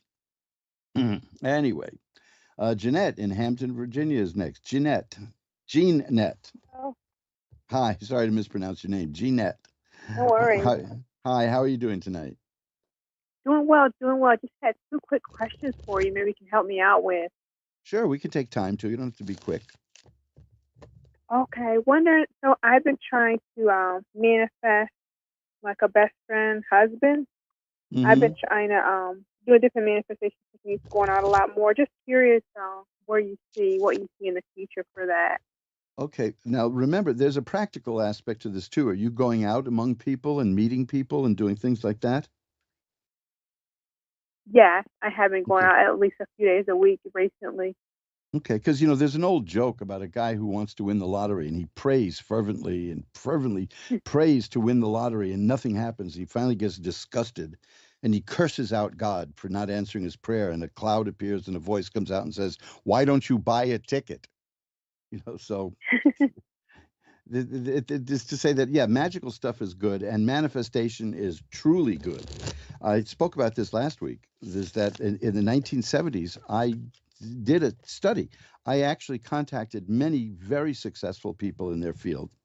Some were even in buildings. But oh, wait a minute, I can't do a gag like that. Yeah. The one I wanted to talk to them about success, and the one thing they all had in common was that for years before they had attained their success, they saw themselves in that position. They could picture themselves in that position. So when The Secret came along, what was that, in the 90s or so, I was prepared. I knew that was what was going on, because and it makes sense. You're not going to get something if you don't visualize it, because then how are you going to know you got it, right? Right. I mean, I knew a person one time. I don't want to get into anything that would describe this person, but he or she, shall we say, had more breaks, had more things happen than anyone I ever knew. Had jobs that some people would kill for, and just kept walking away from them. Didn't think that it was the right thing.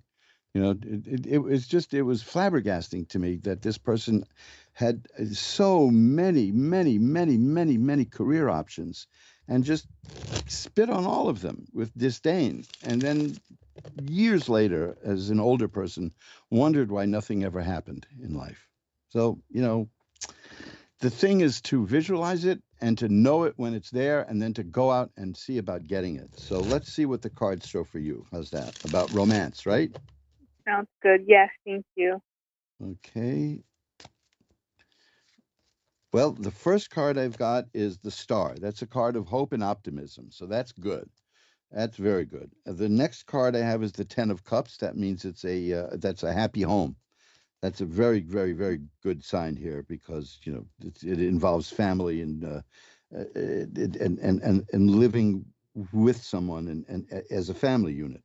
The Six of Swords is here. That's very good. The Six of Swords is about a person who gets from where she wants to be, gets from where she is to where she wants to be through her own efforts. So yeah, that's there too. Now, here we go. The Two of Cups tells me that there's romance coming your way. The Two of Cups is a very good card for that. It means it's happening soon. Now, here's one of my favorite cards when this question arises. It's notice that you're getting cups here. I've got 5 cards here. 3 of them are cups. So you asked about affairs of the heart, and this is what the cards are giving you. They're giving you cups. The Four of Cups is a person that tells me that there's somebody around you now who is interested in you, but hasn't shown it yet. So keep an eye out. See if there's somebody that you can spot around you, because it shows a person. It shows a person looking at 3 cups who doesn't see that there's another hand coming out of a cloud offering another cup. So that generally means something that's there that you don't see yet. So, but it's not your fault. I don't think this person wants you to see it yet. But you may, if you're aware that that's happening, you may notice it. The 3 of Cups tells me. See again, cups. Boy, this is great. That the chances are pretty good that you're going to meet somebody through people you know. Okay. But these are all positive cards. These are all cards that have a good outcome and a good outlook. So I think you're on the right track for finding romance. Is there anything else you want to look at now? What else was there that you Yeah, wanted to just see?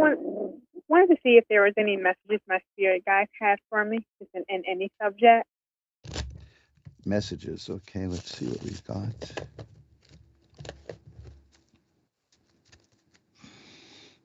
Okay. Boy, these look like this is definite. These 2 cards are definite. They go together. The Queen of Swords and Strength. The message of these is take command of your thoughts and be strong about it. The Queen of Swords represent mental. Sometimes it represents conflict, but you'd have to see that by the other cards around you. The Queen of Swords is somebody who's developing new ways of thinking, and it's starting to show. Your mind is expanding and it's growing. And Strength card shows that you need to be. I got another card here that you're going to love. Boy, I'm telling you, this is a message, because I got 4 cards here and they're all major cards. There's only like 22 major cards in the deck here. So the Strength card shows that you've got the strength to do this. Now the Death card is here, and that's nothing to be afraid of. That means you're entering a new period of your life. One phase of your life is ending and another one is beginning. And we say that because there's a sunrise in that card. So it's not about predicting death, which cards don't generally do. If they do it, it's very clear. One of the reasons the cards don't do that is that that's what lies down the path for all of us anyway. But this is followed now by Judgment, which is telling me, the Death and Judgment card telling me that you're going to experience a rebirth of who you are, and it's going to be very good. And it's you're looking for a new way of living, and you're going to get it because you're strong and your mind is growing. So one phase of your life is ending and another one is beginning, and that new beginning is going to be a game changer. Okay, so this is very good. This is very exciting times then for you. You're growing and you're changing. You're growing emotionally and physically and spiritually, all of that. It's all there. Okay, so Yeah. it takes strength to go through that, but the message is be strong. That's what the Strength card is. That I definitely, since all of these cards were major cards, I definitely take that as a message from a guide. Okay? Yeah. Thank you so much. Thank you so much. I appreciate you. Well, my pleasure, because that's a wonderful life-changing reading. And hang on one second. I want to pull one more card to just see the overall. Okay, here it is. That's great. The 8 rather of Cups. The 8 of Cups is about a person who is walking away from things in life that aren't working and walking towards things that are working. So you're changing. You're changing for the better, and that's good. You're going to love it. Okay? Yes, I have been on vacation for a month now, and I've been doing so much healing and so much growth spiritually and physically. I mean, I've been losing weight, and it's just the reading is totally accurate. Great. You feel it, don't you? It's growing inside you, that you're blossoming in a new way. some people get scared to death of that, but I see you're not just welcoming it, you're asking for it, and you're managing it, and it's good, and I applaud you. So if you can drop me a line anytime, and we can take a look at a few more cards if you'd like. My email is asktarot@earthlink.net. And you can also find me through ask1radio.com, or just do a Google search for Reverend Elliot's Magical Window, and you can contact me, okay? Sounds good. Yeah, the strength card. I'm a Leo, so I'm not surprised that came out. Yeah, okay, it looks good. Thanks a lot for Thank calling. you. Bye-bye. Bye-bye. And we'll shuffle the cards up again. You're listening to Reverend Elliot's Magical Window, the show that asks the metaphysical question, is this guy going to show up next week? And yes. Yes, I will. I make it my business to show up next week. Like I said, I was in a rotten mood today because helicopters woke me up and didn't let me get any sleep. But we transcend that. You see, if only I had had my voice while I was sick, I could have gotten so much positive energy. Elaine, right here in New York City is next. Hi, you're on with Reverend Elliot. Hi, Hi, how are you tonight, Elaine? I'm all right. Well, let's see if we can Getting, I was getting make that a little better. Okay? What can I look at for you?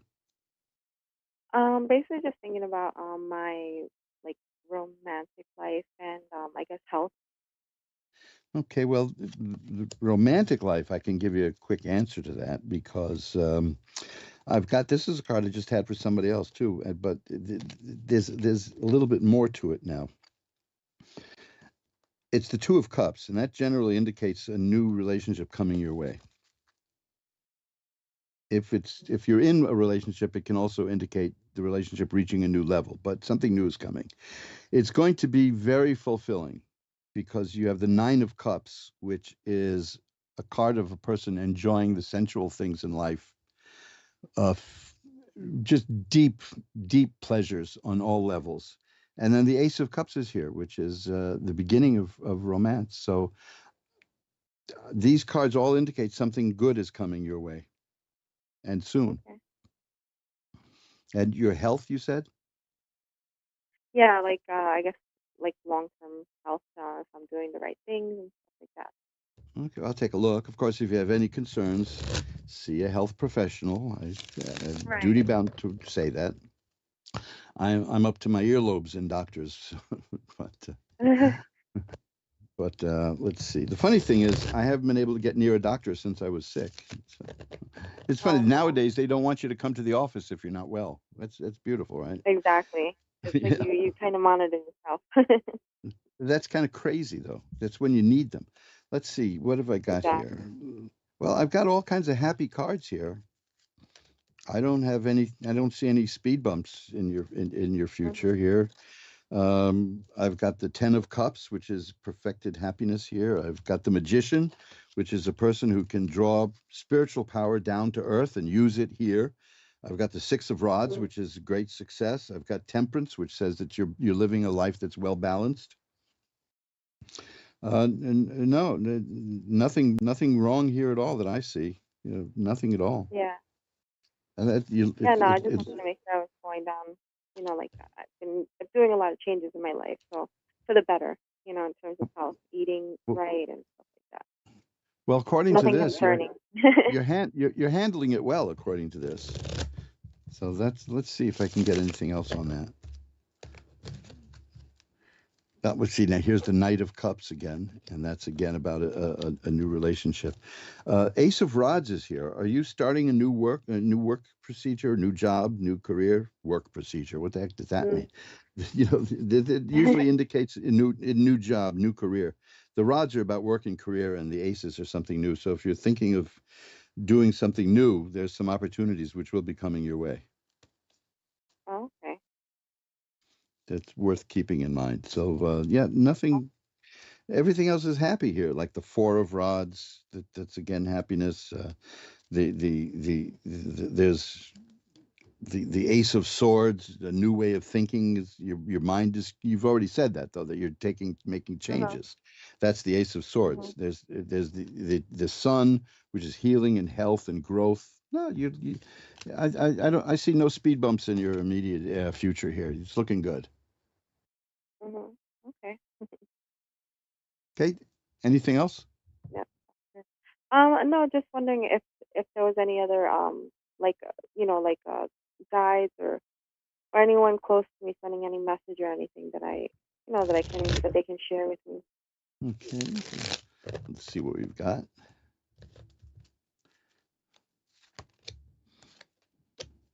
Once again, I'm getting major cards. Every time somebody asks me this, I just get major cards for Mhm. them. So that's good. The World, which is a card that's assured success. So it's saying, don't stress yourself. You're going to succeed. Temperance, again, there's going to be balance. And the High Priestess, which is an excellent card. That means you have spiritual powers that, you can transcend this world and the next, which it's a Mhm. very good card. You had the Magician before. So you see, this is the High Yeah, it Priestess. reminds me of my brother. Yeah, Well, that's something so that he was yeah, telling me. everything's going to be okay. Everything Mhm. you're on a good path and things are working well. So it's disgustingly positive. It's all filled with positive stuff. And there Yeah, is some. that Here's sounds good. the Hermit. That's about a guide. You asked about a spiritual guide. That's what this card Mhm. is. It's about a guide. So Mhm. that's like saying, and by the way, I'm the guide. What the cards are saying Okay. here. So yeah, I think you hit the right person here through me and the cards, Mhm. but they're your cards. But yes, this is getting the Hermit card at the end, which shows a person holding a light to show you the way. Mm. So yeah, this is good. That is a message from a guide. It's all major cards, Mhm. which is the way it goes when I do readings like that, and you're going to be very successful. And part of it is accessing the mystical side that you have. Do you use that side a Okay. lot? I don't. I I know about it, and I know that I could use it, and if I get a little stronger and learn more about it, but I'm aware of it. You know, so What I guess it's something that I can work on. what would you like to learn? Maybe I can point you in the right direction. Just kind of how to hone in on things. I have a lot of not like instincts, and some people would say, "Oh, gut feelings" and stuff like that. But like I'm always aware of those things, and like Okay. that's what I try to follow.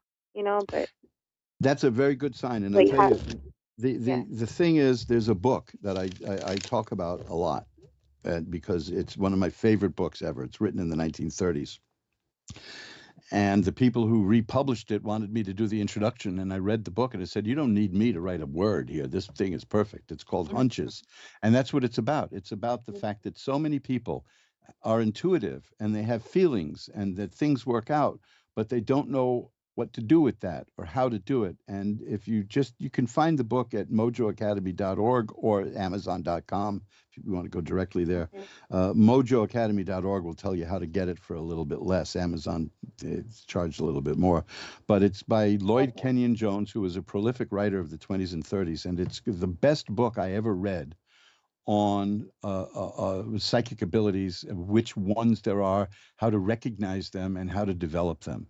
This is just something to keep Okay. in mind. Great. It's not, I'm always hesitant to do this because I don't like to do a sales pitch, but it is Mhm. definitely I'm almost evangelical about this book because Right. Okay. it's marvelous. It's called Hunches, and this is what you described, that the intuitiveness, the feelings. I mean, I've had the same thing happen to me over the years.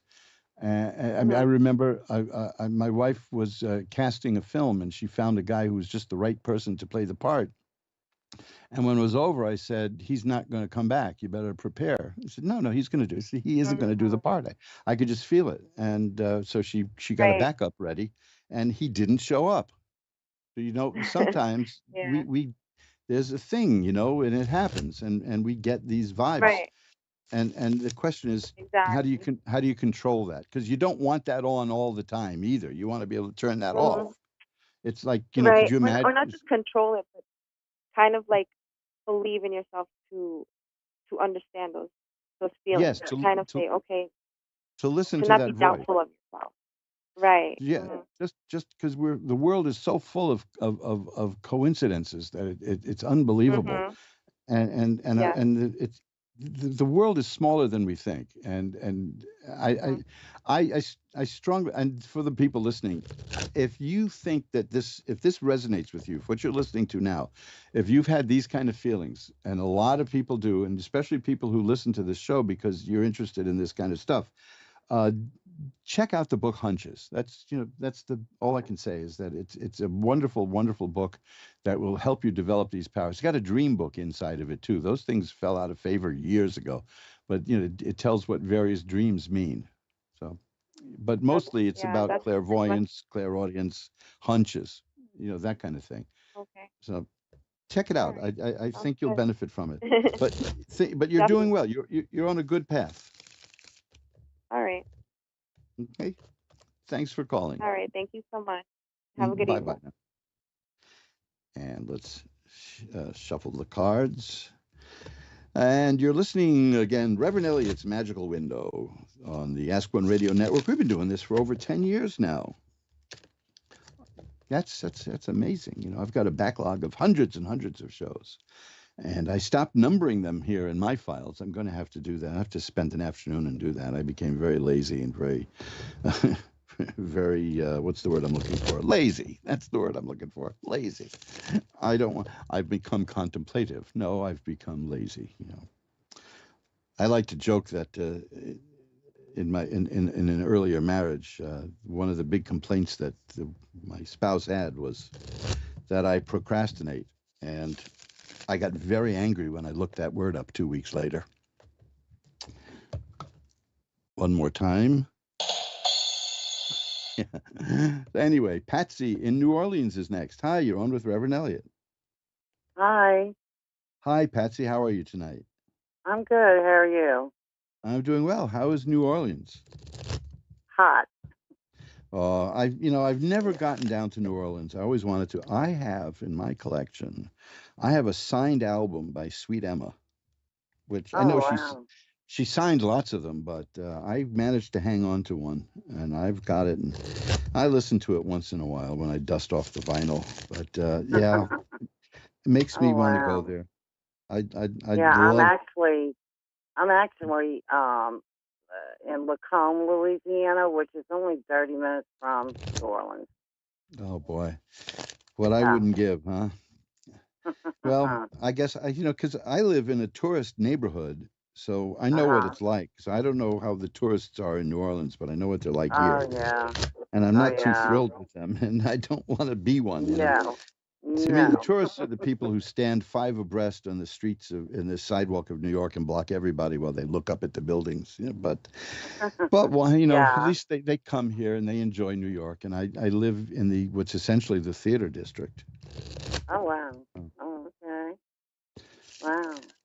I always wanted to go to New York. Well, catch it before it's gone. Yeah. It's changing. Oh wow. And Oh I really? wouldn't not it's getting mallized, it's getting to be like a mall.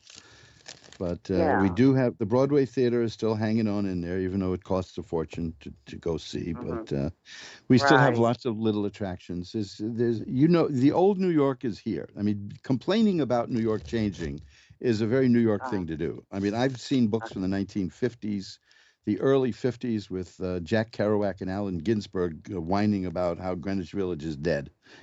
So it keeps going. But we managed to stay here. So what can we look at for you tonight? What can the cards show you? Well, I don't. I had 2 questions. My mother, she passed away when I was 20, Mm-hmm. and I'm 60 now. I'll be 60 tomorrow. But anyway, I never get a sign. I mean, I don't never feel her, And so I was just wondering if she's around, if she shows me anything or has any message for me. And then I also have a son that has autism. Oh. And, I'm getting up in age, and I'm just wondering if he's going to be okay after I pass on. Let's see if there's a message from your mom. How's that? Okay. Because there's very definite signs I look for in a reading of afterlife reading to see if we're getting anything. And that involves one of several cards, like the Death card or the High Priestess card or Judgment. So let's just see. So far I haven't gotten anything. No. No, I'm not getting anything at all. Huh. Let's take a look at your sun, and then we'll go back to that. Okay. Okay. Maybe that's a higher priority for you right now. This is what's blocking it. Okay. Oh.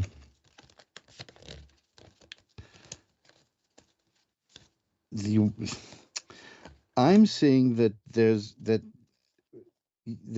provisions that you're making, that there will be.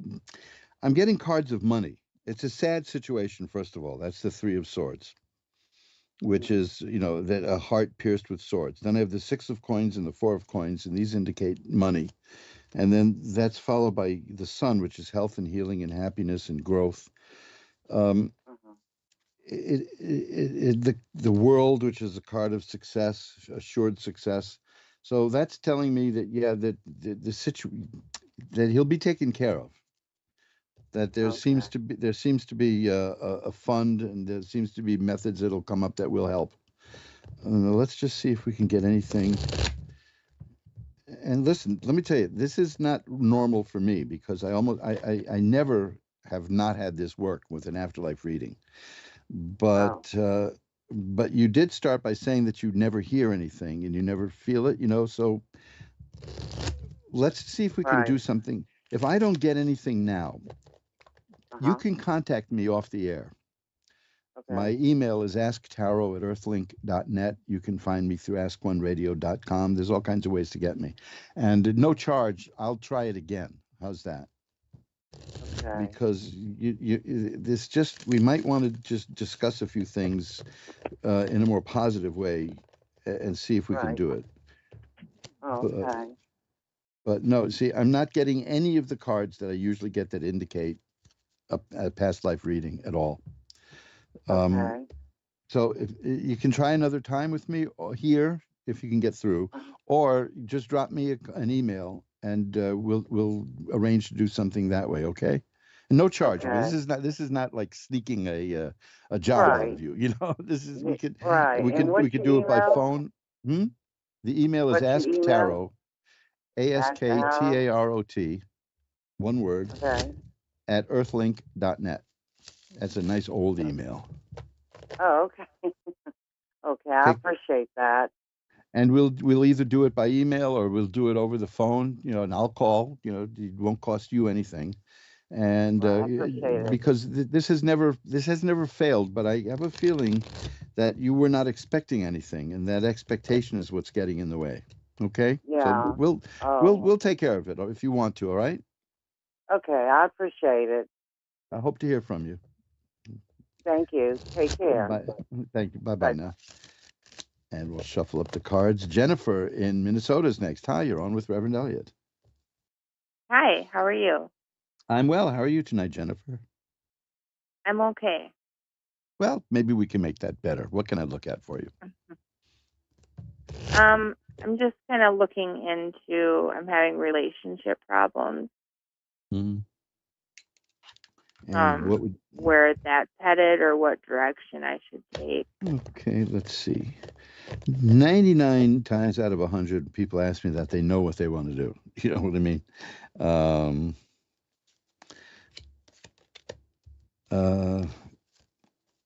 Let's see what I'm getting. Is this a new relationship? No. Okay, because no. I got a card here, which is the Page of Cups, which is about a new relationship. And that could either mean a new relationship or the relationship you're in reaching a new level.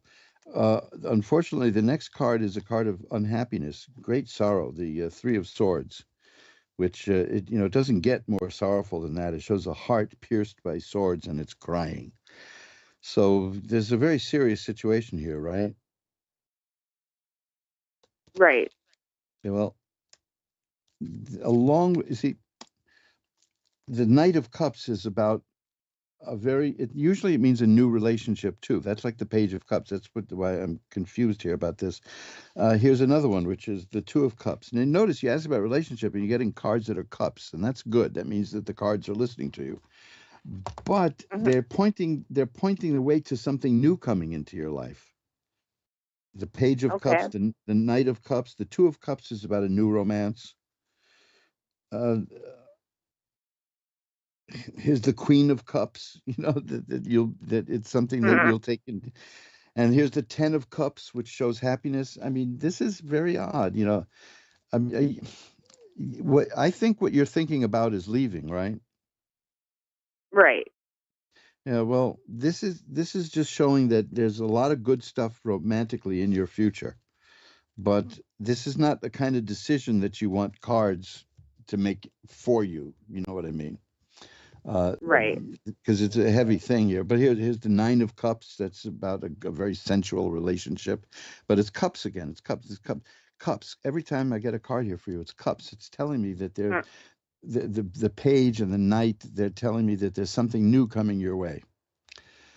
Okay. So you know that I can't, barely knowing you or the situation, I certainly can't advise you, but you keep an eye out, because here's the Nine of Swords. It's a very sorrowful situation right now, right? You're not happy. Right. Right. That's like the Nine of Swords and the Three of Swords are truly unhappy. But yet other cards indicating the future are happy, and they all center around romance. Like the Nine of Cups I was telling you about, or the Ace of Cups and the Knight of Cups and the Page of Cups. These are all, I'm just seeing happiness romantically in your future. How you get there is not something that I can advise you on. You know what I'm saying? Yeah. You know, but you know what I mean. You know, so I do. But like I said, most people know what they want when they ask a question like that. Right. Like, say, if the Right. question was, if I stay with this person, what will my life be like? If I leave, what will my life be like? But I think these cards are answering that there's good stuff in the future, and everything relating to now is sorrow. Here's another one. There's a Five of Coins. That's about money problems and sadness and woe, followed by the Ace of Cups, which is about romance. See, now you're not being treated well in this relationship, are you? Not the best, not the worst. Because look at the Five of Swords here is, you know, it's not very good. And the Six of Swords is here, which is a card about somebody going from where they are to where they want to be. Okay. So you're going to make, let me put it this way, as bland as this sounds, you are going to make changes in your life that are going to bring you the happiness that you want. What those changes are is up to you.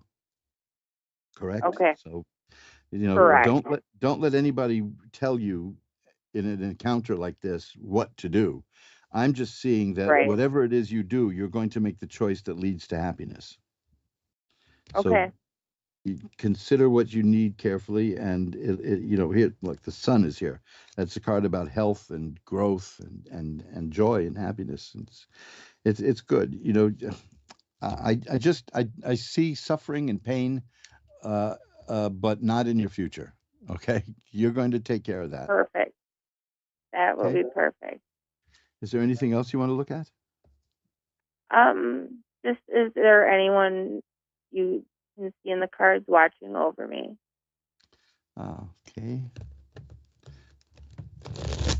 Shuffle them up. And well, this is fascinating. I'm not going to particularly go by the meaning of these cards as much as I'm going to go by the pictures on the cards. The cards are the Lovers and Temperance. Now, in the Lovers card, it shows two people with an angel over them watching them. And the Temperance card shows an angel. So I think the answer to your question is yes. the image that the cards wanted me to see, to tell you about, is an angel watching over people. So there you go, Okay. right? So yes, I do There we see go. somebody. So that's good. That's nice. And it it can be a little creepy to think that there's somebody watching over you, but it can be comfort. It can also be comforting too, you know. So, Yeah. but I Well, think that thank you asked the question because you could feel it, right? Right. Yeah. Well, you're a very Right. intuitive person, and these two cards, to get two cards with an angel on them and one specific, here's another one. This is the star, which is about hope and optimism, and it shows a bird. There's a person, a woman in the water, balancing the water, and there is a bird in a tree watching over her. See, that's the spirit. So that's two cards you got that have spirits watching over somebody. So that's the message is, yeah, you do have somebody watching over you. Okay? Sounds great.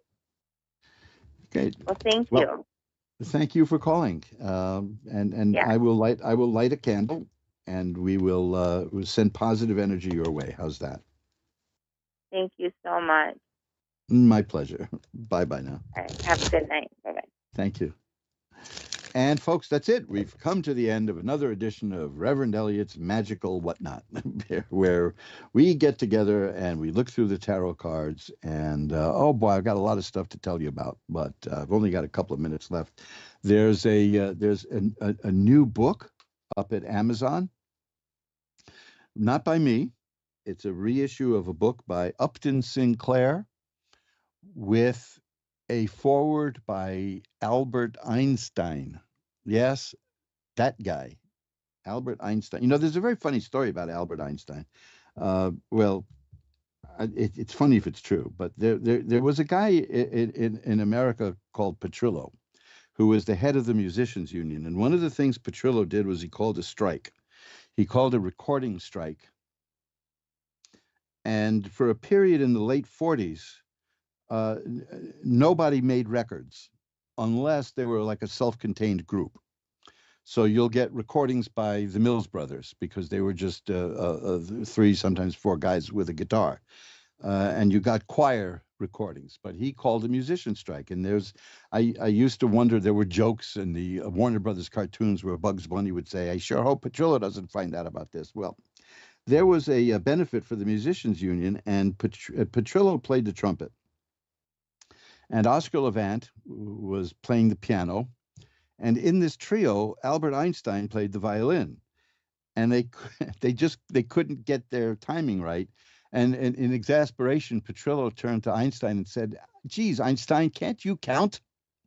Well, to me, that's funny anyway, you know. But you see, even Einstein is not an Einstein all the time. But he wrote the foreword to this book. And it's called Mental Radio. And these are tests that Upton Sinclair did, definitive tests that he did with his wife to show that telepathy is real. This is what we talked about, like with hunches, for instance. It shows about that. But you see, it was a highly attacked book, but his methods stood up.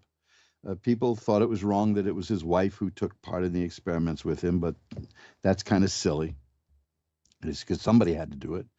And it's just a fascinating book that helps prove the existence of mental telepathy. And we all know that. I mean, years ago, somebody gave me great advice. He said, always act as if people can read your mind, because they can. And boy, I tell you, because we give out more cues than we think. People can tell what we're thinking, you can tell when somebody's lying to you a lot of the time. You know that. So it's definitely a book worth looking at. I mentioned again, I'll repeat that, two books that I mentioned. These are wonderful books that will improve your life. It's Unmasking Fear and Hunches. You can find those at mojoacademy.org. mojoacademy.org. There's new books coming. By that I mean old books that have been forgotten. I've got a book from the 1890s that before I got ill I started to restore, and I am continuing that right now. And soon it will be available. And it's a book on the wonders and glories of solitude. It scares a lot of people, solitude, but I like it, and this is a book explaining a lot about it. And in today's electronic world where we're overloaded with images and sounds, that's good. So until next week, we've run out of time. Remember, time flies. It's up to you to be the navigator. Bye-bye now.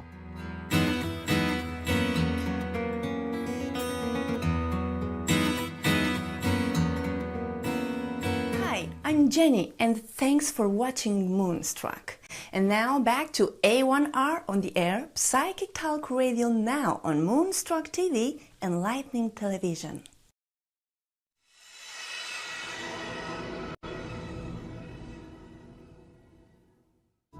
Hello, everybody, and welcome to Understanding Spirit. We're going to continue with our development for a few more weeks, and then I will be jumping into doing readings for all of you. Today, I'm going to talk to you about past lives. We're going to do a very quick meditation at the end to see if you get anything. You can have a play around with it, see if you see yourself or if anything can make any sense to you. A lot of the traits that we have in our lives and our